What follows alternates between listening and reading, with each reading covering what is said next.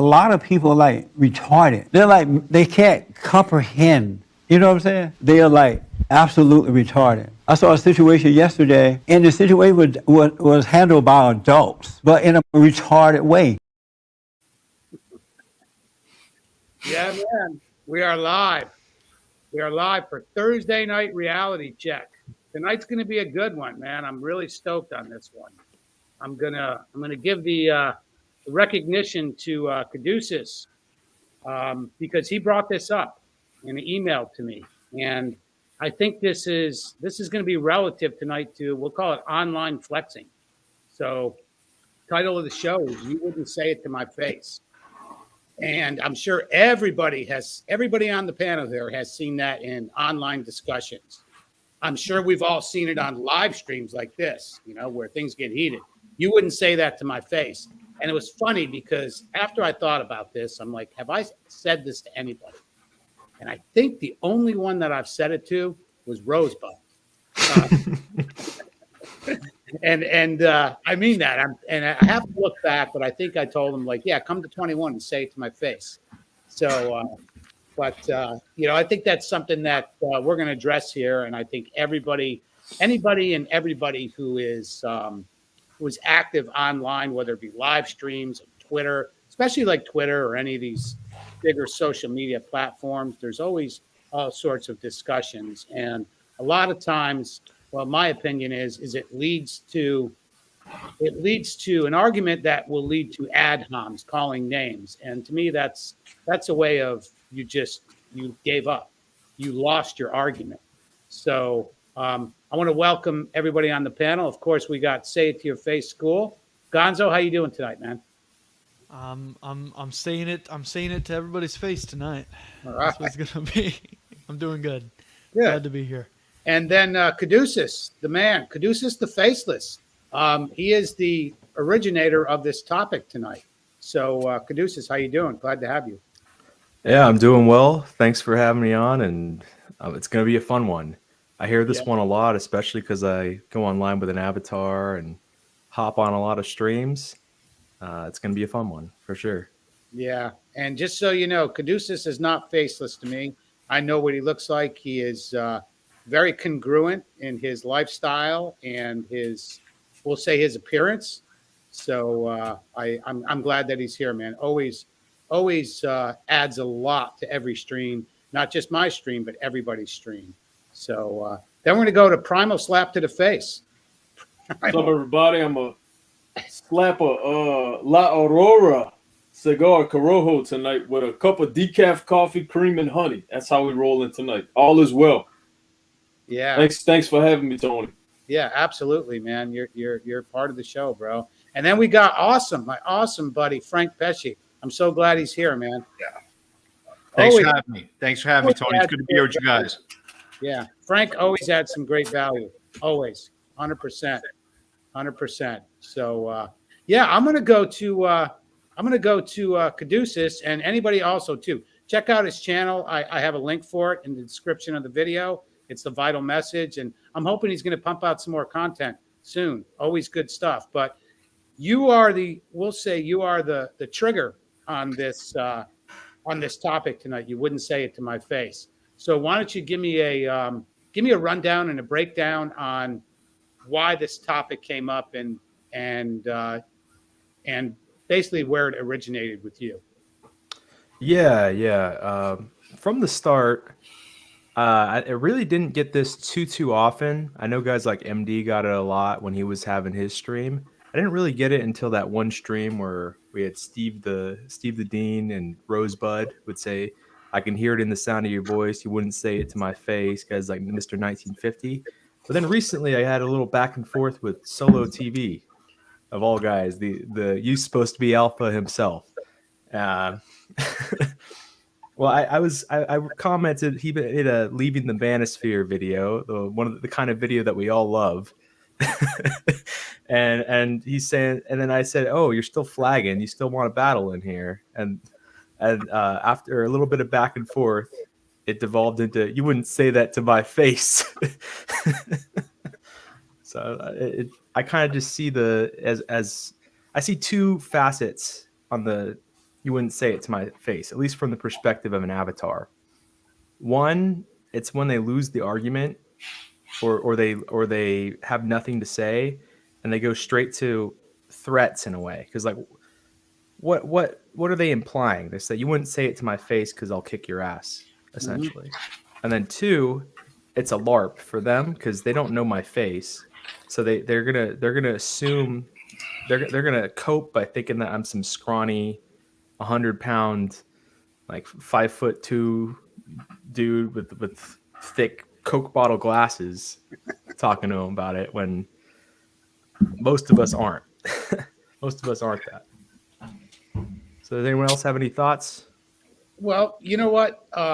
Let's go back to Solo TV because I don't know much about the guy, but I did see a pretty funny roast that Hold the Truth put up today. I came home and happened to catch a little bit of that, listened to it while I was driving. Again, I don't know the guy. Now, supposedly his name is, now I got an email. I looked at my junk mail actually not that long ago here, probably about an hour ago, and there was a email. I'm not going to disclose what the email said, but it's from a guy named Solomon Jones. And is that Solo TV? Is that who that is? Well, that's his name, but it could be someone posing as him. Okay. Yeah, because when I checked the actual email, the email was a name, and heck, you know what? I don't know if I should say it or not, but it has a different name than Solomon Jones. So, but I won't dox anybody here right now. So, but yeah. So yeah, let's go to anybody, Gonzo or Primal or Frank Pesci about you wouldn't say it to my face. Now, my opinion on this is okay. Again, we say it to my face. It's way different than somebody to come on this live stream right now. And if somebody wants to flex on me, I'm okay with it. Flex on me all you want. There's a difference in a real world situation. Things change in a big, big way. Let me ask you guys a question. Have you ever, like with me, we're, being part of 21 and meeting guys in person? It's so different. It's so different. Just like now, the only one on this stream I've met in person is Frank, and Frank is he's very authentic. Frank is Frank Pesci, man. Frank is same Frank Pesci as he is in person. Same to you, brother. Thank you. Great guy to be with. Just as genuine as it can get. I haven't met Gonzo or Primal in person yet, or Caduceus, but I'm sure that day will come for sure. So, but that real world interaction is completely different than flexing online. When you're typing something, a lot of people get caught up. And again, I love what Jesse says about being emotional, and being angry, and that anger will show up in people's comments and their discourse. Let's just say. So the whole, I have to agree with Caduceus. You wouldn't say it to my face. That's basically you're throwing your hands in the air. You're giving up. That's a way of losing an argument. And now when we have disagreements, and I don't know if you guys agree with me, but you probably will, disagreements, there doesn't have to be a winner and a loser in a disagreement. Am I correct? Yeah, it's okay to disagree. Yeah, there's nothing wrong with that. And I think as men, that's a good part about it. Again, you know me, there's no agreeing to disagree. We just fucking disagree, period. Plain and simple. And that's okay. Exactly. But the character of a man shines through at the end of an argument or a disagreement. To me, that's really important on how you end a argument or a disagreement or a conversation. So, but yeah, anybody feel free to jump on in, man. No, I'm glad you brought that up because with that mindset, I'm able to connect with guys that I disagree with on a lot of like core tenets with like Primal, Gonzo. I don't know Frank too much, but he seems like a good guy. I think it's just that we have mutual respect for each other as men, and we might not understand where we're coming from, but we're able to be civil with each other. Mm-hmm. Yeah. Let me pause real quick. I want to recognize everybody in the chat here right at the top. We got Uncle Guns, of course. Woody the man, always. Woody, good to see you. Peg Bell, good to see you. Sauce Boy, New guy. Haven't seen him before. Welcome, buddy. Appreciate you. Mighty Zane from South Florida. Good to see you. Grogu, Vivian. Good to see you guys. I don't want to miss anybody. Dark Blade. Good to see you, brother. The Vital Message, Caduceus. All right, we know he's here. Let me see. David Little. Good to see you, man. Awesome. Yeah, glad you're here. Cool. Alethio. Good to see you, man. Yeah, Watcher Metron Mobius. Good to see you, man. I met you at Jesse's event in Orlando. Yeah, good to see you, brother. Anyways, yeah, let's carry on. And anybody in the chat, man, you have any comments, feel free to comment about what we're talking about. And you have any questions about it, I'll be dropping the link here. After a bit, we've got a few more guests coming on, but I'll drop the link and you guys can come on and you can say it to my face. So, yeah. Hey, Tony, can we dissect this a little bit? Absolutely. I want to kind of get into the root of this because. Oh, wait, I missed one. Mimsy, Real Talk with Mimsy Lentz. There she is. Good to see you. Okay, go ahead, Frank. Yeah, I'm not one to get in arguments with people online. You know, I have a real life. I got real things going on. I got into an argument with somebody one time on Instagram, comments over comments over comments. I said, you know what, buddy, we're done here. You know what I mean? I've made my points, you made your points, and nobody cares. There's no arena in which we're scoring points in that is going to matter in the final analysis of our life here. But I do know that we live in a very dangerous world. I do know that people are always willing to hurt you. And I don't mean with their fists. I don't mean with their guns. I don't mean physically. I mean, people will use the medium of law enforcement, of, government agency, of the court system, of the school district, of whatever it is that they can use to pry and probe and hurt you and slow you down.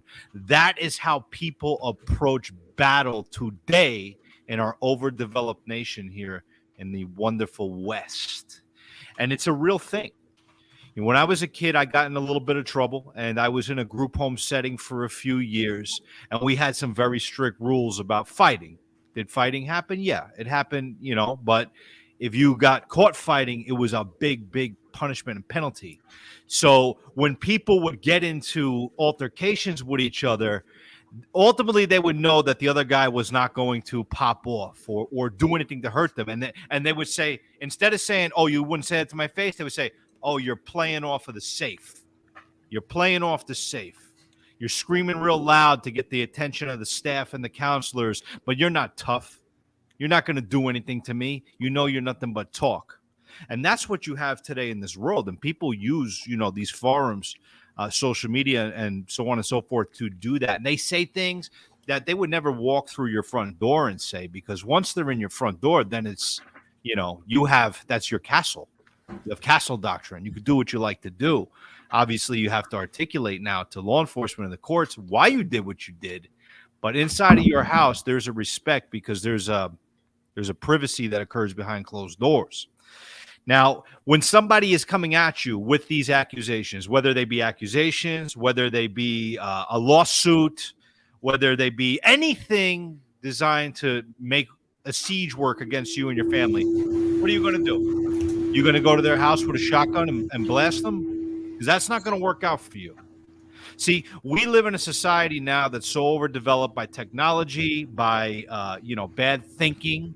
Basically, the weak became the strong by using technology. So everywhere you go, you no longer have the option for conflict resolution through violence.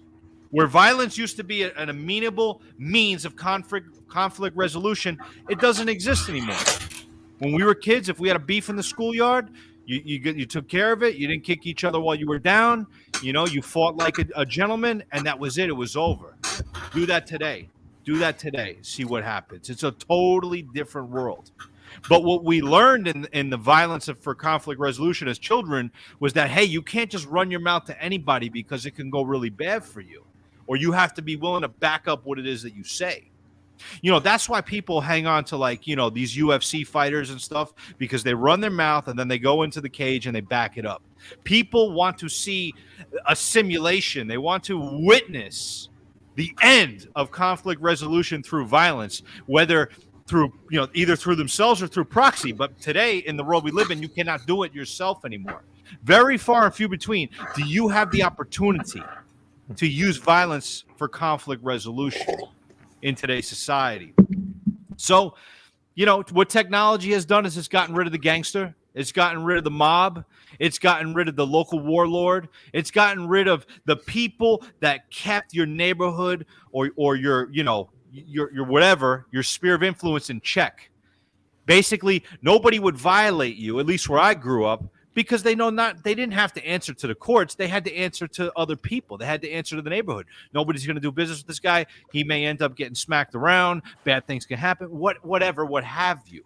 My point is, there was a respect that existed between men, between families, between neighbors, because violence for conflict resolution was an option.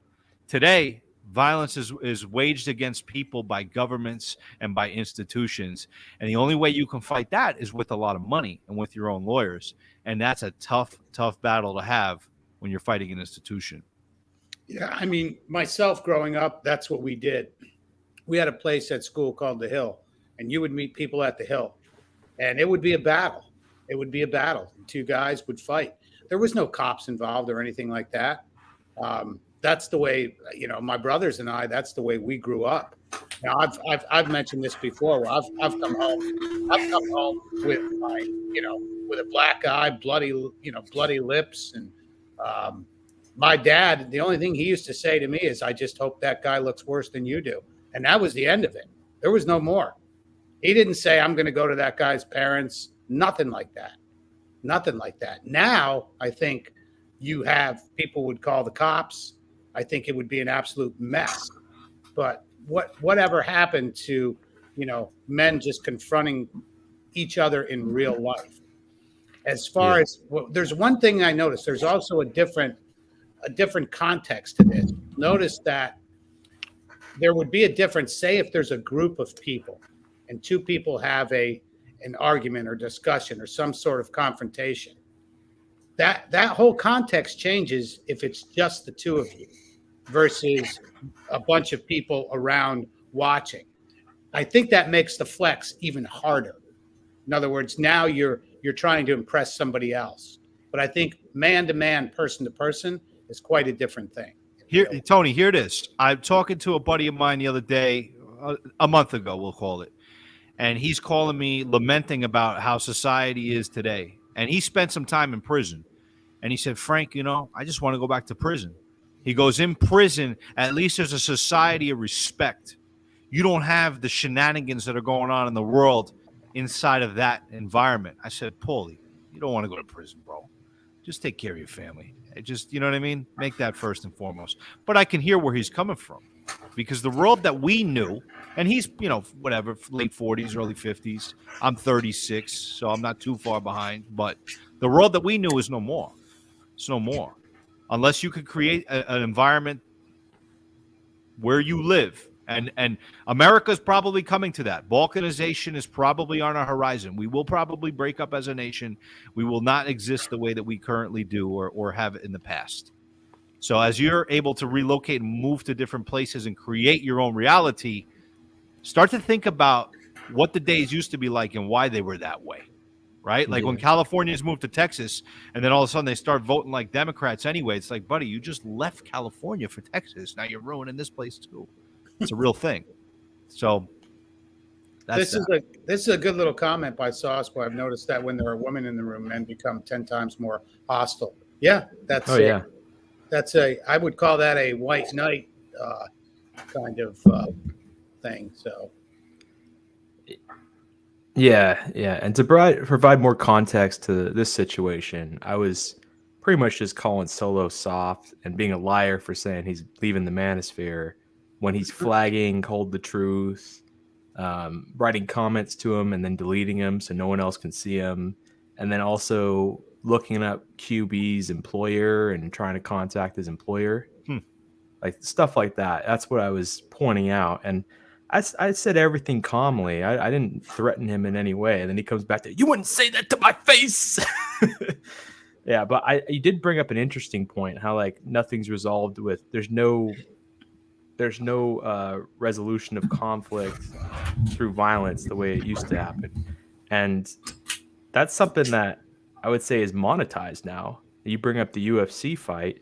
I'd say another way is video games, like where that you can go shoot someone or hack someone up in a game, Right. and you could pay for that experience that used to be commonplace, whether it beat someone up who stole money from you or shut someone up by giving them a punch in the face or whatever.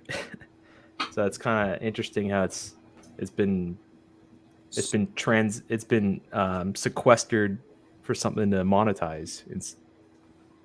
Hey, Caduceus, I'm watching the Kyle Rittenhouse trial, and do you know that the prosecutor is trying to paint Kyle Rittenhouse as a vigilante who did nothing but play Call of Duty? I saw that. Yeah. Yeah, I've been watching that too. Yeah, that's ridiculous, man. Let me tell you, that kid is a well-spoken kid. That kid is a good kid. He made a bad choice, whatever. That kid is PFC America, okay? That's Private First Class America right there, that kid. And I hope that, he's vindicated. I mean, I hope there's justice all around. I'm not talking about being biased to one side or another. I hope that true justice is discovered and served, because we need justice in this world. And I hope that lives are able to, be put back together when it's all said and done. But That case shouldn't even be in court. I don't know all the facts, but I don't like seeing it either. I mean, when the police are not protecting your neighborhood, what choice do you have? Mhm. When the president of the United States is allowing the country to burn, what choice do you have?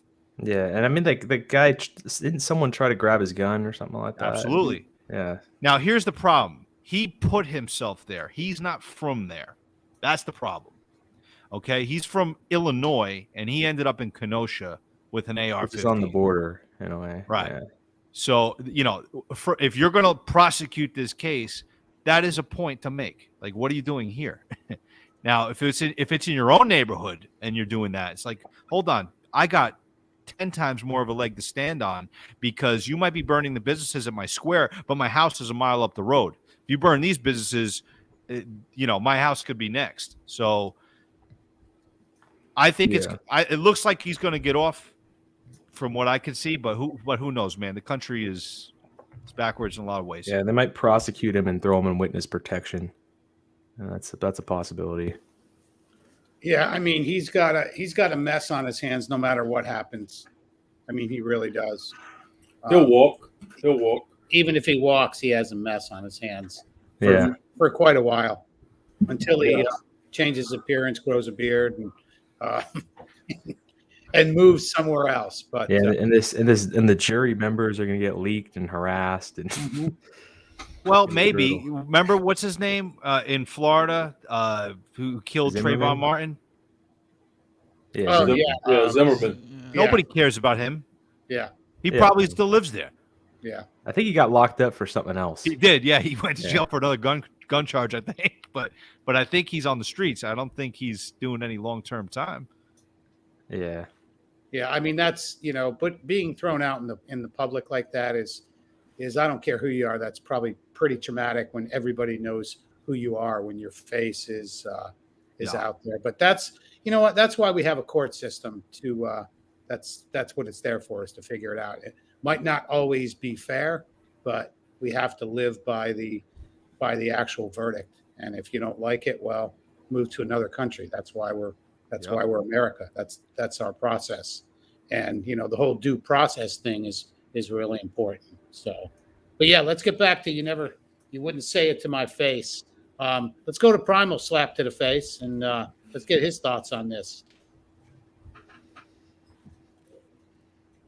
I guess you could say it to somebody's face over the internet, and I guess that's cool. But ain't nothing like good old knocking on the door. Hey, I want to talk. Mm-hmm. I don't have much to say about this besides the fact that it's good to keep it honest, even if it's online. Mm-hmm.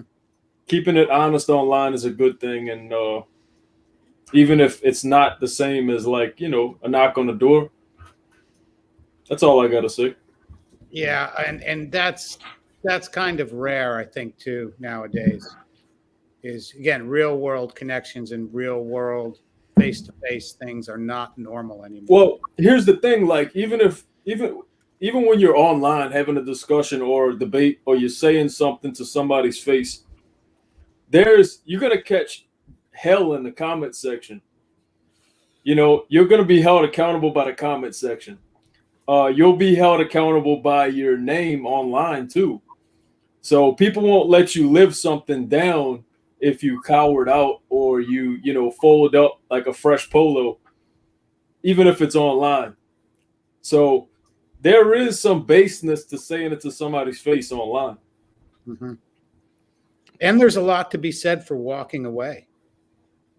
I mean, confrontation or fighting it's not what it's cracked up to be. When you see all this shit in the movies, and anybody that hasn't been in a real physical fight, I've done some martial arts for, quite a few years. And so I know what it feels like to have my ass beat. And it's not pleasant. I mean, it's not. But the guy that hasn't, everybody has seen that meme. I think wasn't it Mike Tyson who said, something about getting punched in the face? Everybody's Oh, I think I heard that Until they get quote. punched Yeah. in the face. What was it, Frank? Everybody has a plan until they get punched in the face. Yeah. Yeah. And it's quite an experience if you've been punched in the face. It really is. It's an awakening for you. Let's put it that way. You might be sleeping for a few seconds, but it is an awakening. But what I've noticed is over the years is that it's not as bad as you think. In other words, after you've been cracked a good one, I remember my coach hitting me with a jab, and my coach was a big, big guy. And I went flying. And I know I was out before I even hit the mat. I know it. But when I woke up, I'm like, wow, that wasn't that bad. Until you wake up in the morning, and everybody knows that, like most injuries, anything you've had, everybody's had Delayed, that. yeah. It's even worse in the morning. We know that. I was sucker punched one time at a gas station, pretty hard too. And black eye, my eye was kind of closed pretty much, and had a big cut on my eyebrow. And it wasn't until the next day until it really hurt. Going to college, I couldn't even look in the sun. If you look in the sun, it was almost like an instant headache.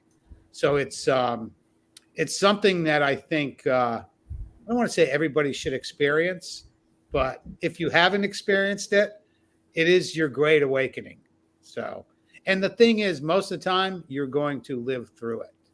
That's a fact, So, but Right yeah. So the face-to-face confrontation, again, I want to go back to where it's like just two men or two people face-to-face with a confrontation. Gonzo, any experience in that?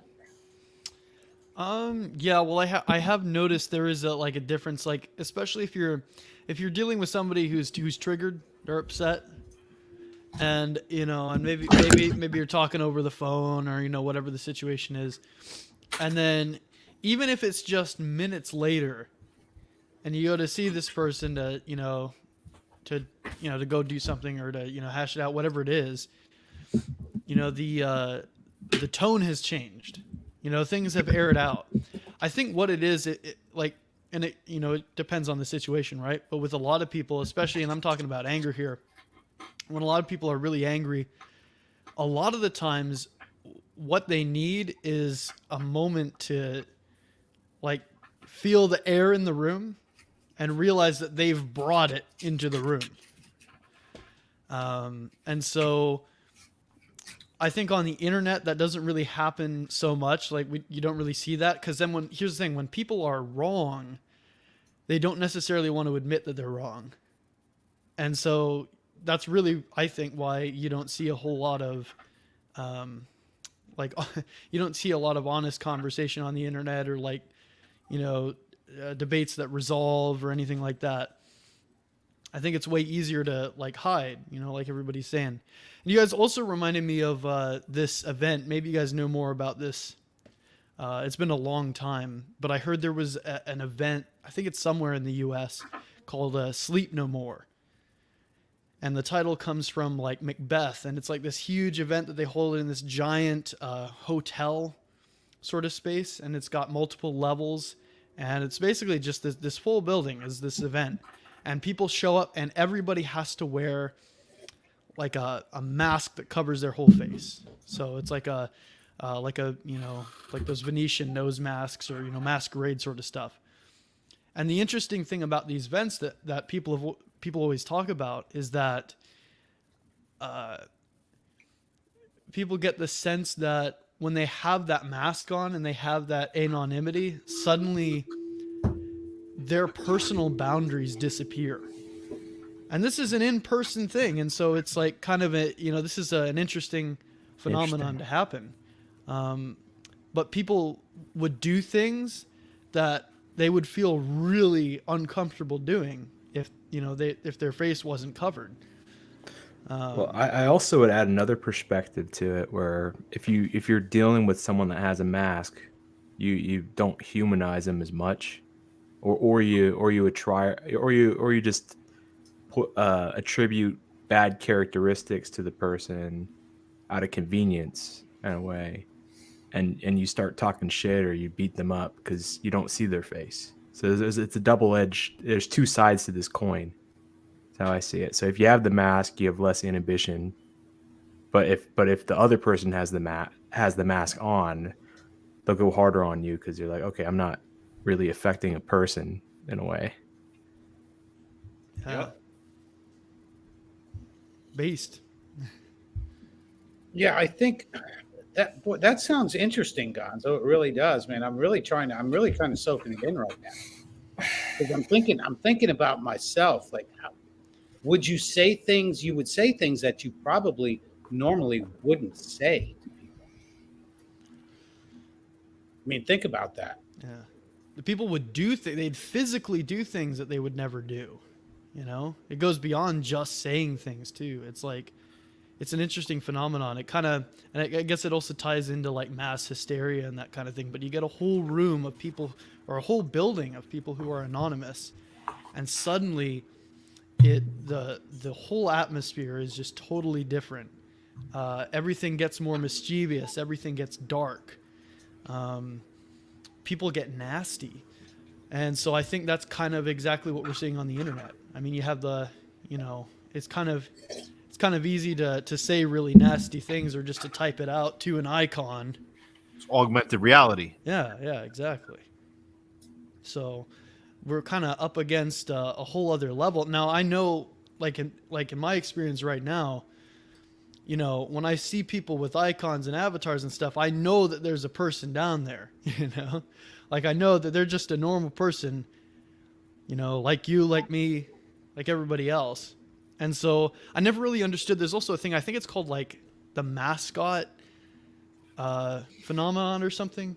It's like people are more willing to beat up a mascot, somebody in a mascot costume, because they're dehumanized kind of. Yeah, there was actually, like, I'm from the Bay Area, and this is before my time, but I guess they purposely made a mascot and they marketed it so people would hate the mascot when the team was sucking.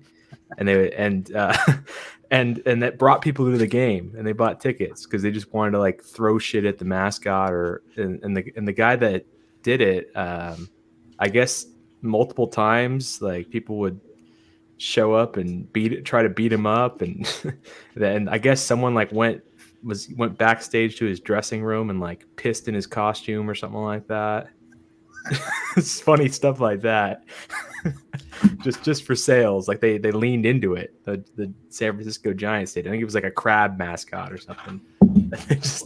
And they do this with politics too. You just made me think of that, right? It's like, if you can make a person less than, even if you're seeing them, right? You don't even have to make them a mascot. It's like, just think of like Donald Trump in the media, or like anybody who's been hated by the media. If you can paint a story, or make somebody appear less than decent, then then people just go haywire on that. And so there's no humanity there. It's like, I wonder how many people who actually who actually hate Donald Trump would actually say these things to his face. You know, I wonder if that, you know, it would be interesting to see the human element kick in. I mean, obviously you see, you know, journalists and you see reporters, and it's like, it's their job to paint, you know, their narratives about people. So they'll go and they'll, you know, they go in trying to start a conflict and stuff. But I wonder, you know, for just the average person, you know, if you would see the tone of the room change in that instance. I don't know. Yeah. Yeah. Again, you know, there's a difference between people talking in a crowd, like talking to somebody, but then when there's an actual, just a one-on-one conversation, things change quite a bit. I think that dynamic is way different than we'll say a mob mentality. When people have a mob behind them, they get their beer muscles, we'll call it, you know, or their mob muscles. But when it's a face-to-face, one-on-one, it's quite different.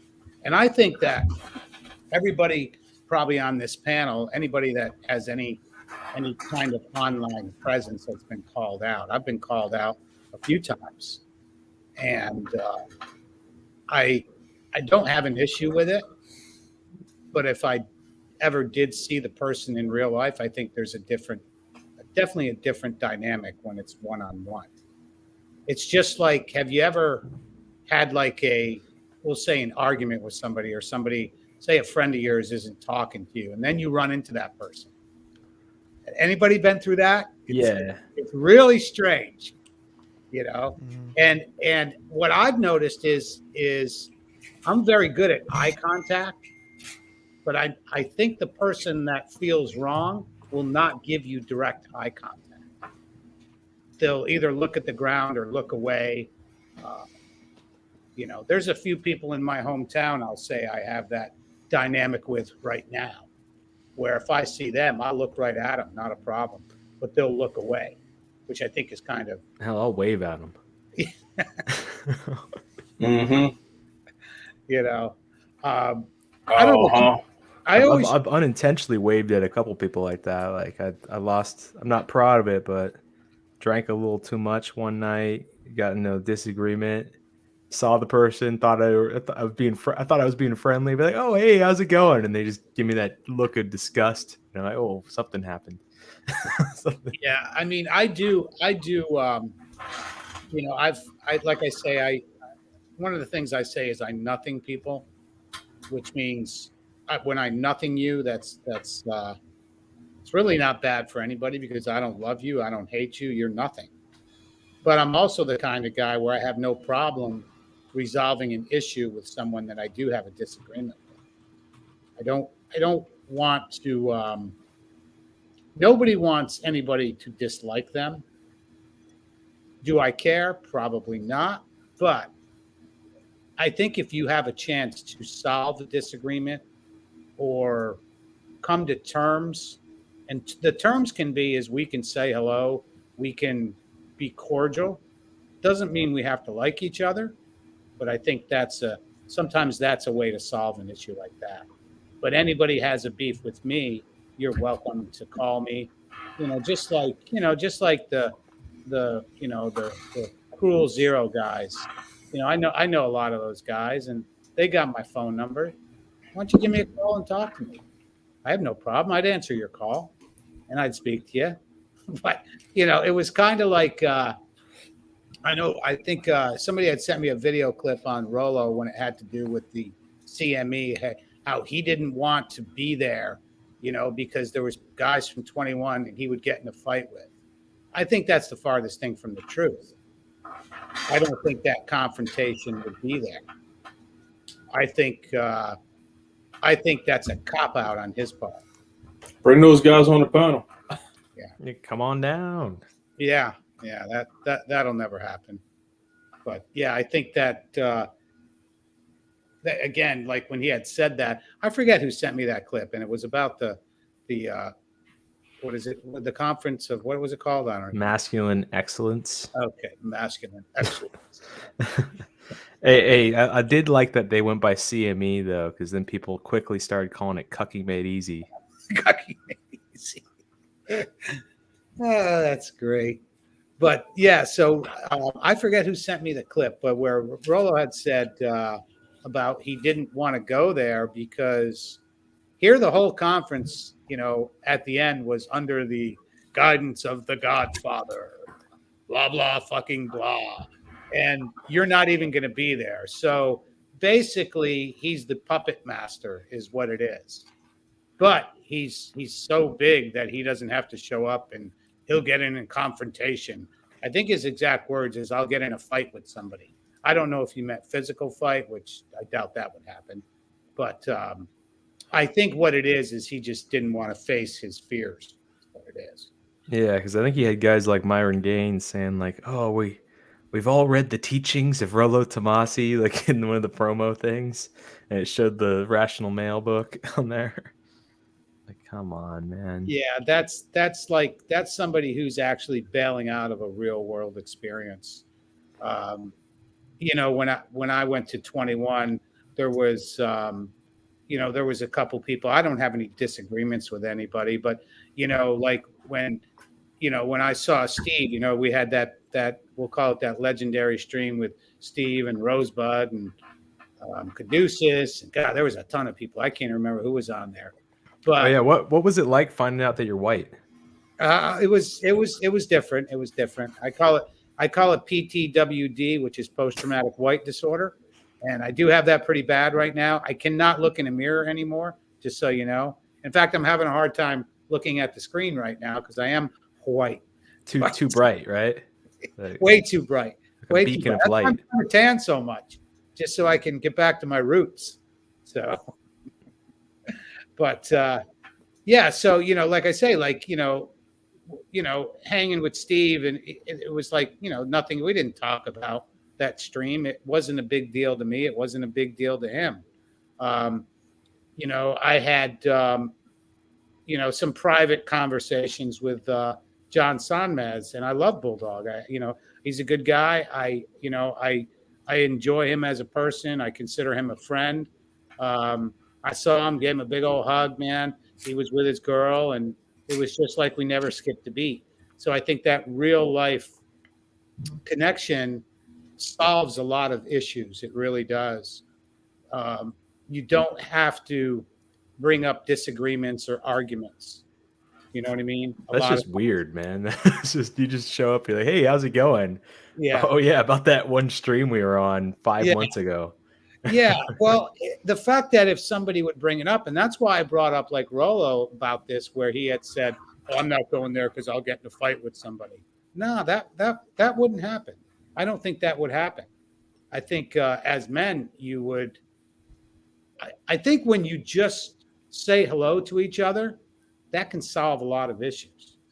Just shake somebody's hand and give them a bro hug, a pat on the back, and that's all you need to do.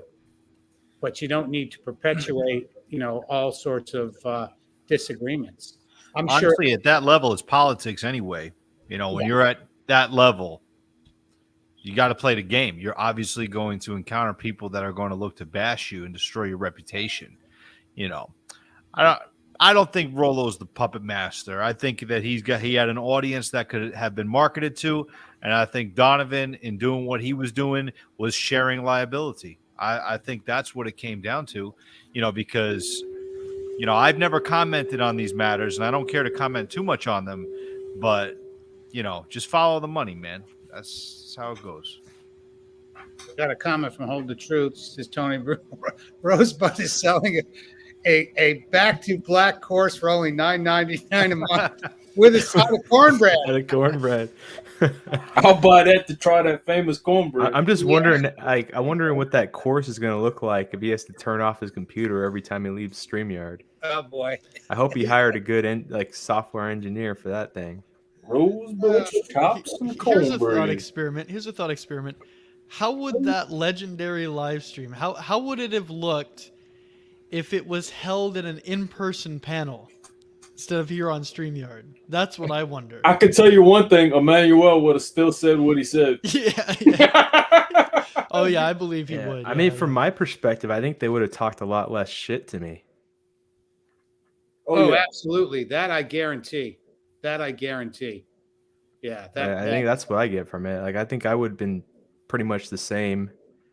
Like, I probably would have been like I wouldn't have went as hard on Lucario. I wouldn't talk about the open marriage right away. I would have eased into that one probably. But I don't know. We were flowing at that point. We were only 3 hours in or something like that. I regret not being there. If I'm correct, I think that stream was like 5 hours, 5.5 hours. Something. Yeah, 5 hours from the hour and a half position on gold. Yeah. I mean, I'll just quote Jesse on that one. What a mess. What a mess. What a mess. A fun mess indeed. Yeah, I'm going to bring on some people. I'm going to bring on John Steele. I'm going to bring on JP. And I'm going to bring on Watcher. Yeah, we got 3 new guys. Hey, everybody, how's it going? Oh, there he is. Hey. Okay. JP, long time no see, bro. Yeah, good to see you guys. Peace, man. What's going on, man?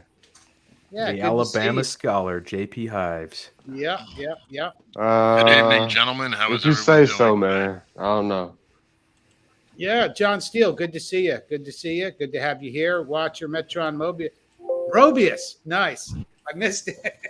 Good to see you. Yeah, so let me I'll tell you what. Let's start with JP about you wouldn't say it to my face.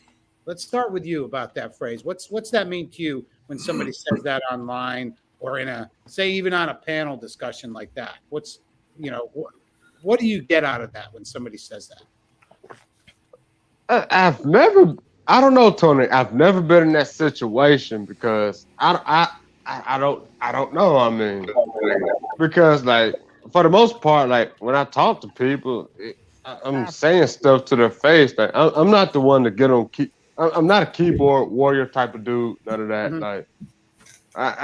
Like, that's just my principle. Like, if I won't say it to your face, I'm not going to say it behind the keyboard. Like, that's just my principle. So, I don't know whether or not that applies to me or not. I just don't have experiences like that. So I can't answer that question. That's a great principle to have, though, is that I like what you said there. If you wouldn't say it, you wouldn't say it online if you wouldn't say it to somebody's face. And I think more people should adopt that. That's not something that I think we do online. I'm not big on it by any means. Again, I think the only one I said, you can say that to my face, Rosebud, come to 21. But I think that's the only time that I've ever said that. And if somebody wants to go back and check all my streams, you're welcome to. So I'm gonna bring on Uncle Guns. Yeah, we got a full panel right now. Good. Yeah. Let's go to John Steele. Let's go to John Steele with that question. You wouldn't say it to my face. Yeah, well, I kind of agree with JP. I don't really have a lot of experience with that one way or the other. Saying you wouldn't say that to my face, you wouldn't.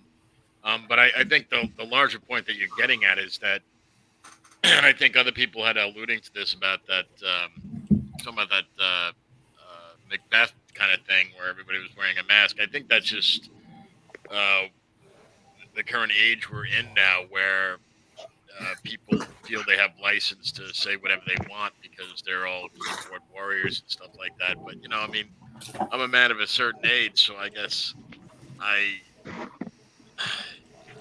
guess if you're younger and you kind of grew up with the internet, being able to kind of say whatever you want without repercussions, I just didn't grow up like that.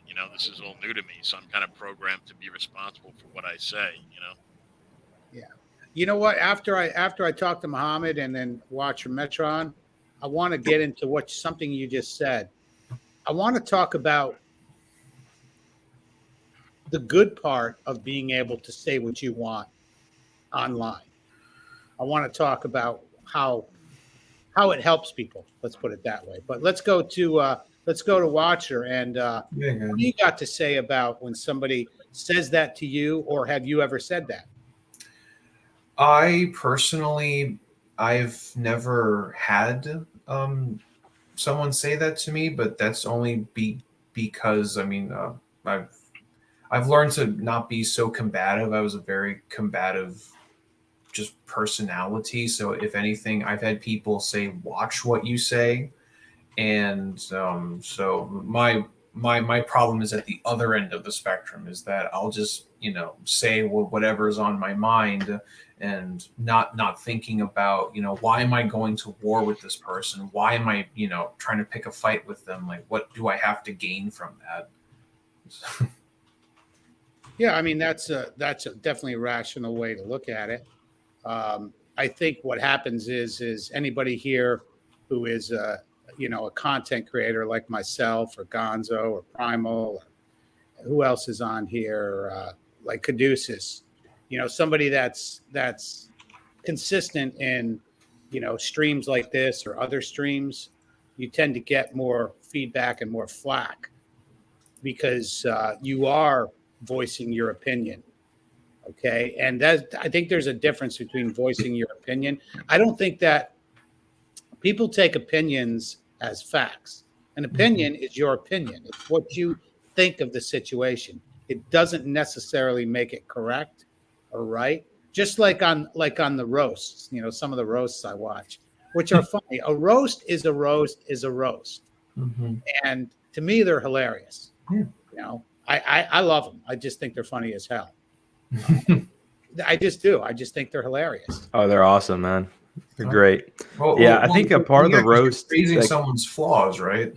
Well, I think a part of the roast that's tough though, it's you got to make sure you don't get carried away. You got to still humanize the other person to a degree, because to the point to where all right, there's got to be some sort of rationale behind what they're doing. To some degree, I don't know. I don't understand what it is. McDonald on roasts. I'm not. All due respect, Tony. I'm not the biggest fan of those things. But here's the thing, though. Are we actually going to say it to somebody's face tonight? We can.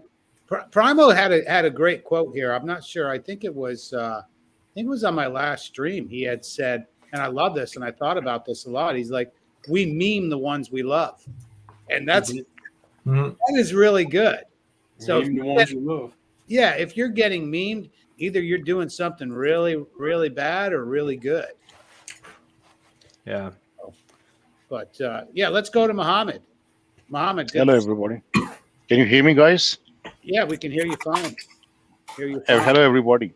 Yeah, look, I think it's important to understand saying no or saying something to someone's face is not one specific moment in time. It's actually a spectrum. It's a long conveyor belt which can span over several hours, several days, several weeks. The process of saying something to someone's face is made up of several innumerable small units, and you have to judge each and every unit on its face value and merit, and then act on it. There's a series of things you have to say to someone, and I am always inclined to say, I actually feel more comfortable saying it to people's faces rather than behind them. And that's why I tell people I don't say anything behind someone's back that I am not going to say to their face. And that doesn't mean you have to be combative, but yes, there can be an element of combativeness. But here's the thing, in life, if you really stand up to principles, when you say something to someone, it actually has to become a combat in the end. Of right versus wrong, generally speaking, not always.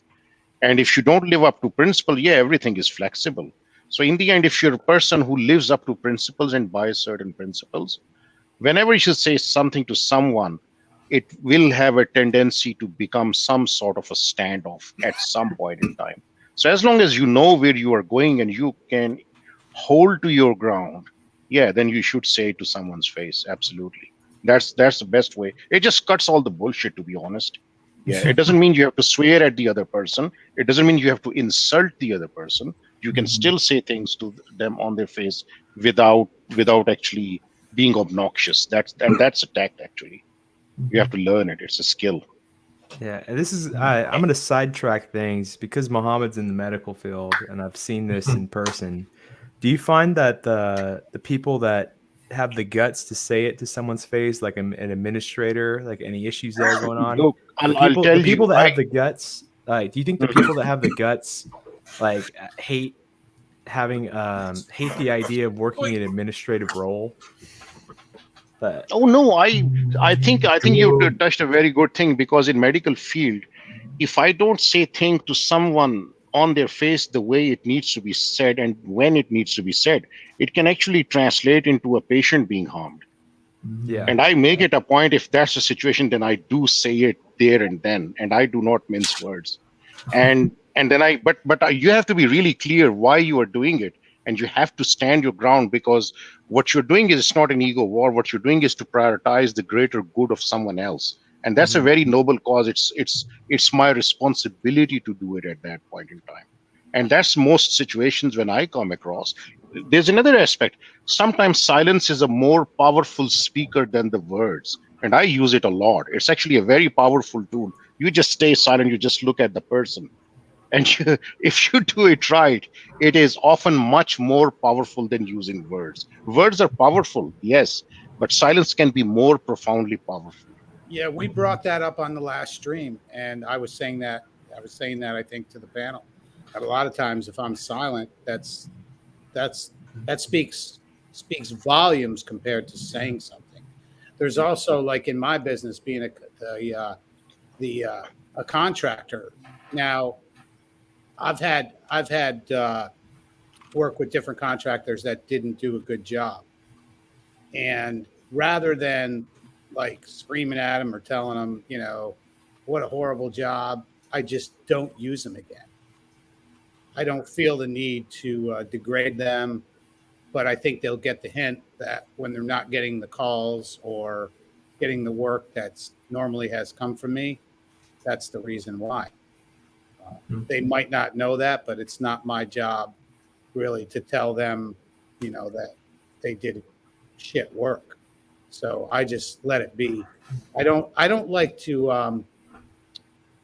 I don't always like to burn bridges. Let's just put it that way. And I think a lot of people do burn bridges. And when you burn that bridge, a lot of times it's exactly what happened. That bridge is burned. I prefer to build bridges rather than burn them. And that's one of the reasons why I'm here doing this is to build bridges, between different communities, people, all different people. So, but yeah, let me bring David Little on. Cool. Well, I would just Tony, just to add to your point, I heard that when you're in the when you're at like a restaurant, let's say, and let's say your waiter didn't do a good job, so you don't tell that person, hey, you suck as my waiter, so you just tip them $1, and then hopefully they'll get the message that hey, I'm still tipping you, but you did a sucky job, right? Something like that. Yeah, you know what? That's another thing too. It's like it's funny you say that because I'm not that guy in a restaurant. I will still tip them, okay? Mm-hmm. I will never send anything back because I don't want spit and snots in it when I get the new thing. I really don't. I don't want spit and snots in what they, not saying they would, but there's a pretty good chance of it. So in other words, it's on principle, self-preservation. Yeah. And I don't want to, I can give you an example. In fact, I was with me and Anthony Johnson had lunch at a local place here, and they have the best brisket, in town. It had the best brisket around, and we went there for lunch, and we both started eating it, and we were like looking at each other like, what is this? So we brought the waiter over, and of course they tried to say, well, something, I forget what they said, but like, it's just isn't, this isn't what we wanted. It's really not that good.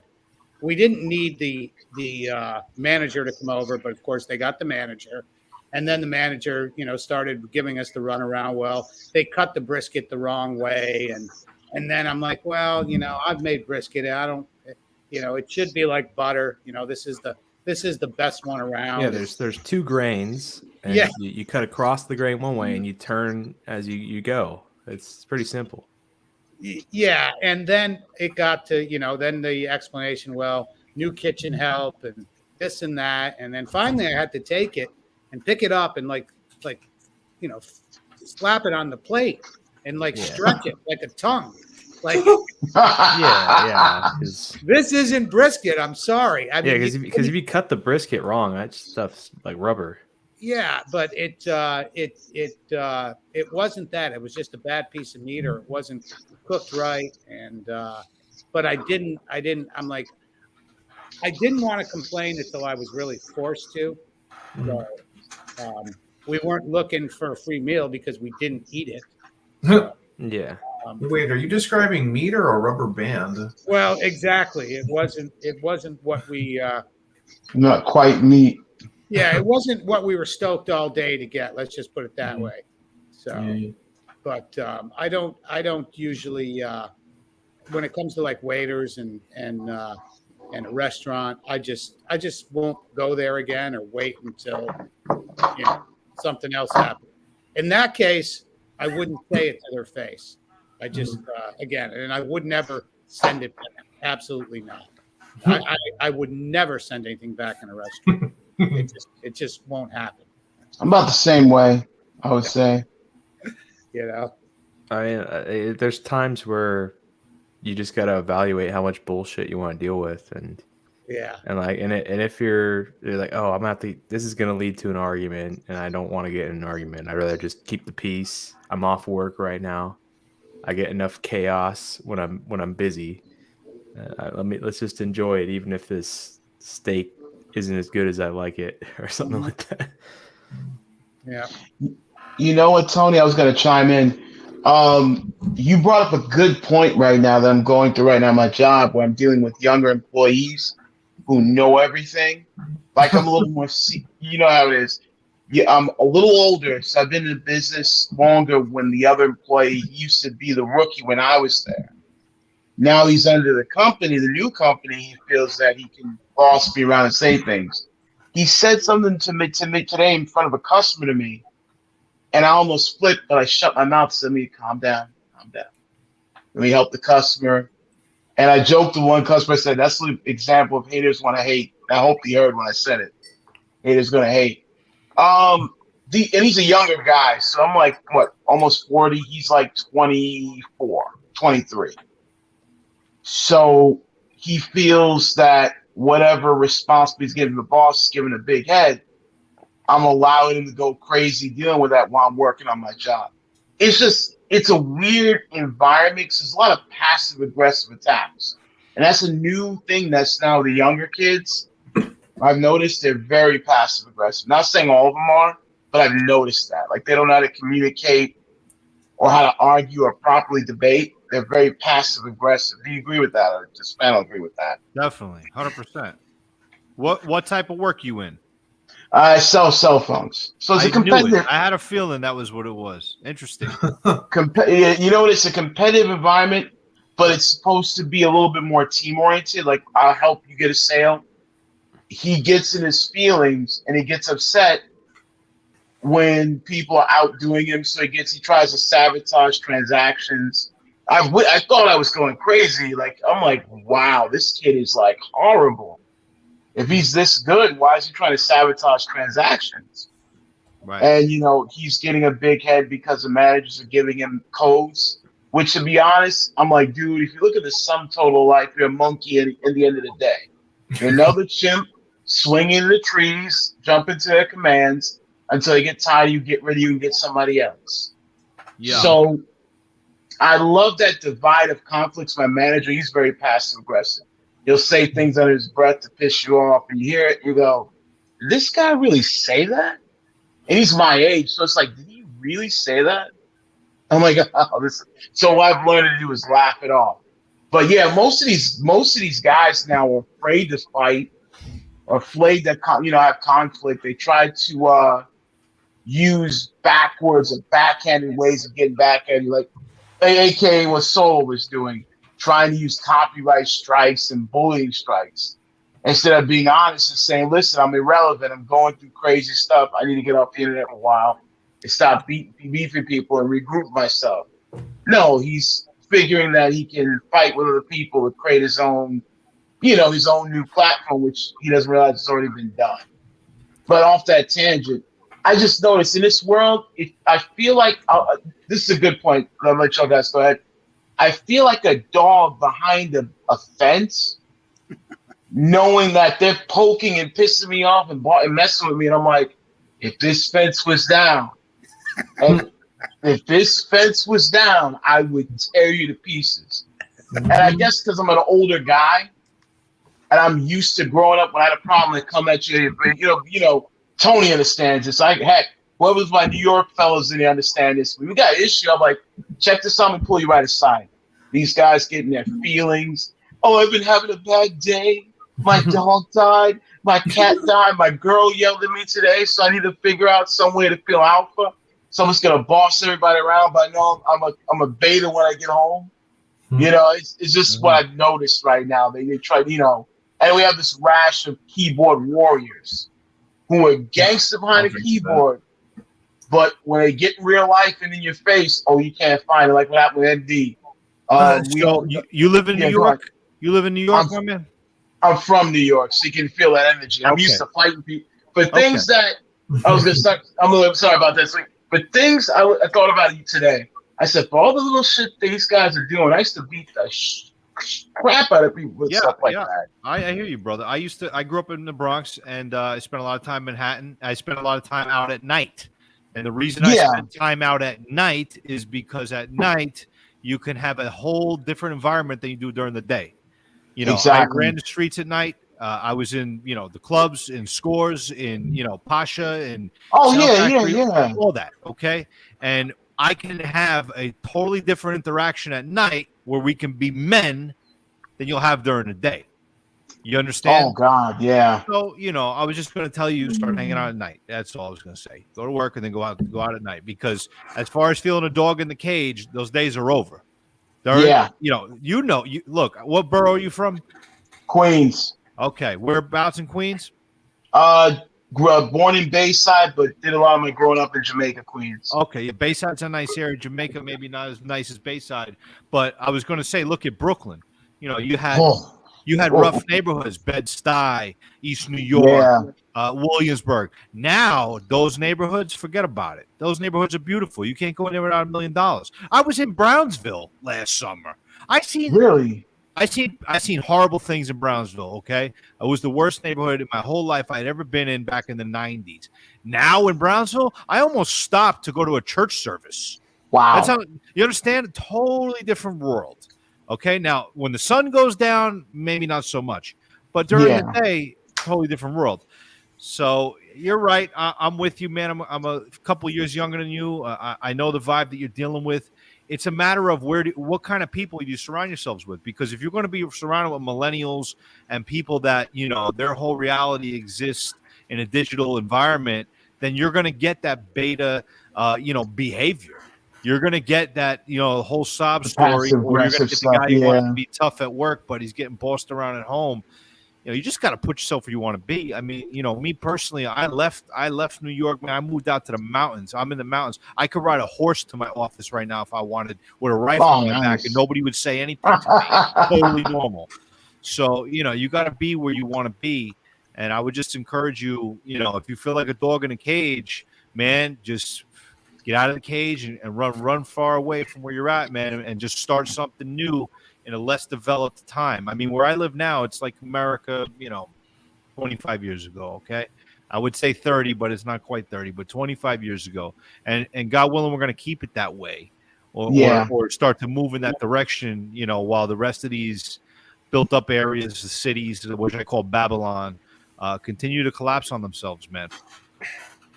Because that's the just final thing. That's what Hold the Truth, QB. A lot of these guys have got me. I already got the passport on the way. Not bragging or anything. I'm looking to travel as my money's going up and things are changing. So, and it's been a pleasure, to be honest. And I feel privileged that I'm with the leather-clad Don himself and all the boys up here. You know what I mean? It's a privilege, to be honest, as well. But I'm just saying, like I'm saying, in general. It's just weirder with the younger kids, not knocking anyone's 20, because I met, you know, I got Caduceus, got a lot of these guys here who are in their 20s, but I've noticed it now that I'm closer to my 40s. The difference, like, you know, you got dudes who are more cowards than they are, fighters, or if they got an issue, they hide amongst each other and talk about you.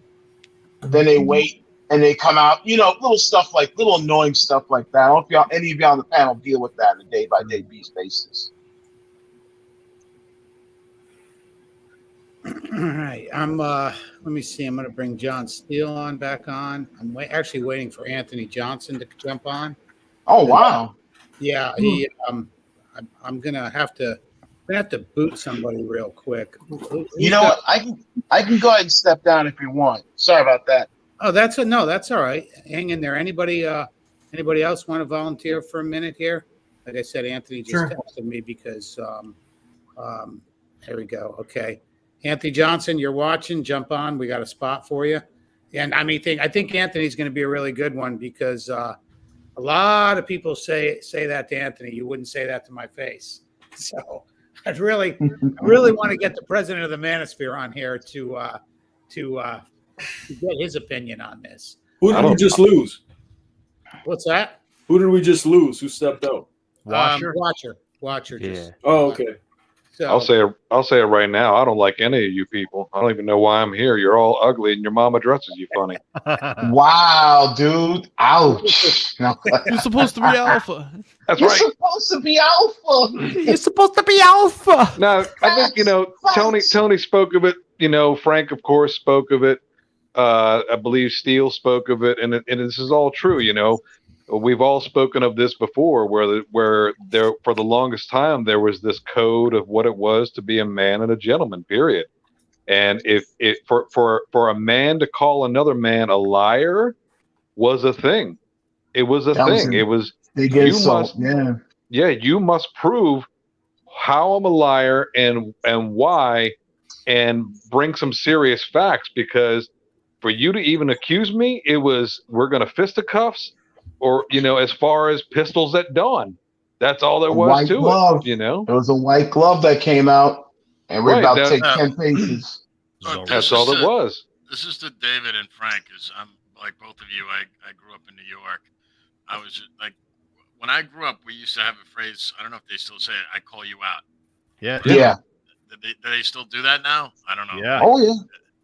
Yeah, that was like that doesn't exist though. I think among the younger generation. When I was in New York, like that was a thing. Like I call you out. Like it was literally throwing down the gauntlet. Like it was like Frank said. I grew up in New Orleans, which was a tough city when I was a kid, and it was like Frank said. It was like if you had a problem, you had your group of friends, and the guy that you had a problem with had a group of friends, and they kind of had like lieutenants and so on. They kind of knew each other. Hey, and they would meet. We're meeting on the ball field, like the Warriors. Literally, it was like, okay, there's two of our guys got a problem, and they're gonna hash it out.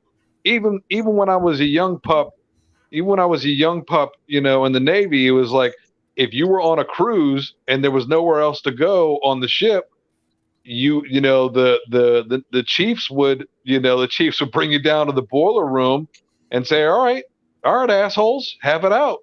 And you're not going to speak of this, and we're going to close the hatches, and it's going to be the two of y'all having it out. And if you say a word to the captain or anybody, we're going to get a bunch of people to lie and say you both fell down the stairs, and that was it. And 9 times out of 10, and everybody here knows what I'm going to say. 9 times out of 10. 5 minutes later, you're best friends with the guy. You're buying him a beer. I miss that feeling, man. You're buying him a beer, and if anyone calls him an asshole, hey, that's my buddy. That's my buddy John or whatever. You don't talk about him like that. That's my buddy. Exactly. Right on, John. We have Anthony Dream Johnson in here tonight. How you doing, boys? Big Daddy. Hey, Dream what's here. up, Anthony? What's up, Anthony? What up? What's up, guys? Hey. Yeah, we have one of the not self-proclaimed, but we'll say Anthony has been called out as a villain of the Manosphere. And someone who is not afraid who actually said that? I want to know who actually said that. It'd be really funny. Call out people, but yeah, Anthony. So this is a big one for you. You wouldn't say it to my face. And I'm sure if anybody has heard that, probably hundreds of times, it's been you. So, give me your opinion on that. Yeah. Wait. So let's back up a second. I haven't been watching the show. I'm just like tuning in. This is the first I've seen the show tonight. Yeah. So it's the topic is you wouldn't say it to my face. So it's basically online flexing. Yeah. Oh yeah. People say that shit to me all the time, especially after my Donovan, the Sharp Mama documentary. Yeah, I Oh, mean, that's people toxic. people pop off a lot on the internet, but I'm a much more like real, physical guy, and that's why everything in my life that I do is very physical. Like all the events are very physical. We don't do like digital conferences and digital summits and all this fucking Zoom bullshit that people do these days. I hate that crap. So yeah, man, I speak my mind. Like Tony knows me in real life, you know, a couple of you guys, and just do my thing, man. It's annoying when people say that because like it's a real problem. There is a lot of these e-thugs that pop off that will never back up what they say. But I'm the opposite. I live my life 100% congruent to the best of my ability. And when I talk shit about someone on the internet, I would say it to their face. And that's the most amusing part is like everybody who knows me, like Tony and all these speakers and shit, they know that. I would say all these things to these guys' faces, all these frauds and all this bullshit in the manosphere. But yet I'd be given the opportunity to do that, unfortunately. In the meantime, you guys do it on the internet and on video and have a lot of fun with it. And I guess what really hurts them, what irritates them, is that they know it too. Like Donovan is an easy example, but also like the fresh and fit faggots down in Miami. They know it's all this crap to their face, like all these memes and all the bullshit that we do. And they know that, so it drives them nuts. Like not everyone else knows that, but they do. And I think it makes me scared. You know, I think it really shakes these guys to the core sometimes, especially when the memes like don't stop, they just keep coming like a fucking choo-choo train. And it freaks them out, man, because they know they have a huge audience, like this huge reach, and they're like powerless to stop it because they're too dumb to make any counter memes. They can't. There's nothing they can really do. They can't fight, you know, even if they give an opportunity. Like those guys backing out of the fight is a perfect example of that. I mean, but yeah, it's a big thing, man. If you can talk shit, you gotta be able to back it up, dude. And you know, like I'm just a very physical, real kind of guy. Like Tony, I always carry a gun, you know. Like to me, it's irresponsible to not carry a gun, and that's part of walking your talk. Like I don't just believe in freedom intellectually. I believe in it to the point where I'm gonna pick up a gun and put it on my body and carry it around when I go to a grocery store because it's important. That's how to be responsible adult American. Yeah, well, Anthony, can I ask you a question? Can I ask Anthony a question, Yeah. Tony? Absolutely. Yeah, shoot. I have personally seen you hold people accountable. And what I'd like to hear you talk about is how do you do that? What is your mindset when you do that? Because, for instance, the high level stuff that you deal with sometimes could easily, you know, become physical. I mean, immediately, right? You're dealing with alpha personalities. You're an alpha personality yourself. When you're holding somebody accountable, you're bringing, you know, high level business to them. What is the level of energy that you're experiencing within? How do you keep yourself calm? How do you deliver your message without introducing the level of energy that is saying, hey, this is about to become a physical, you know, conflict resolution, you know, opportunity. But can you Yeah. talk a little bit about how you do that? Yeah, sure. I can give you an example too, because we had an incident with an attendee. We had to eventually call the cops and have him removed from the property recently at 21 Summit for the first time ever. He was repeatedly harassing a speaker, and even after being talked to by a sheriff's deputy, this guy persisted. Later in the evening, or this all this complicated bullshit. But anyway, I eventually had to get in his face too with the hotel security because he was not listening to them, and I was like, "Man, you're gonna fucking listen to these people, bro. You're gonna deal with me." And I think that kind of shocked him when I got in his face like that. Like, you're going to listen to these hotel security employees, or you're going to listen to me personally? And he did. He ended up doing what he was told, and eventually cops came and picked him up, doing all this shit. But anyway, I keep things calm as best I can. Like that was a late stage. This like, you know, this extremely short story I'm trying to convey here. That was a long series of events that took over a day, and at every step, I got to keep things calm.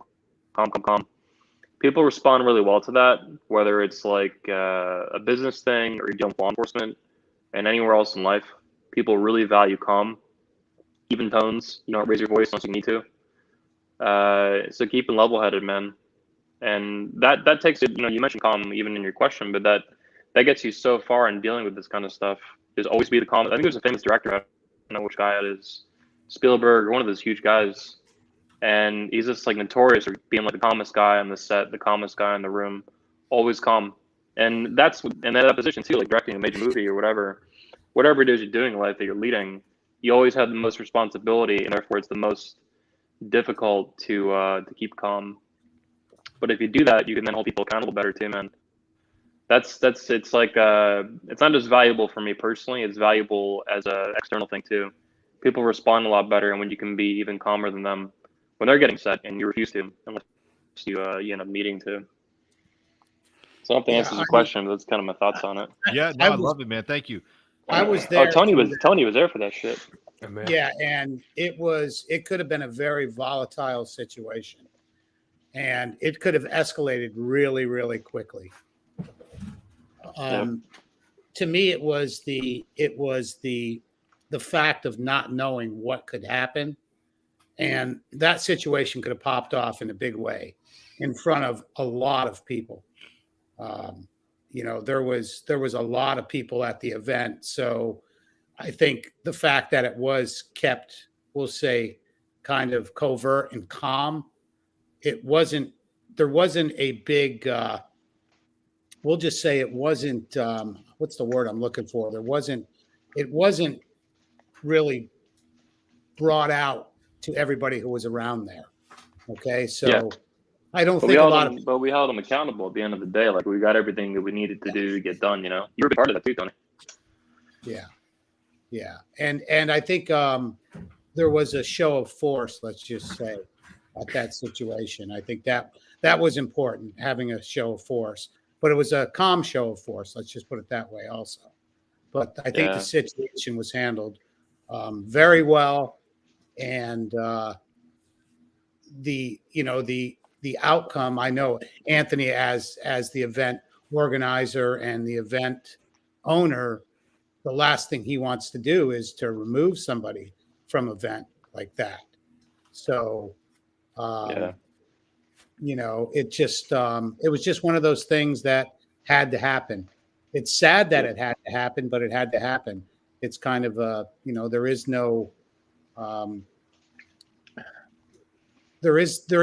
there's nothing you can do in a situation like that unless, I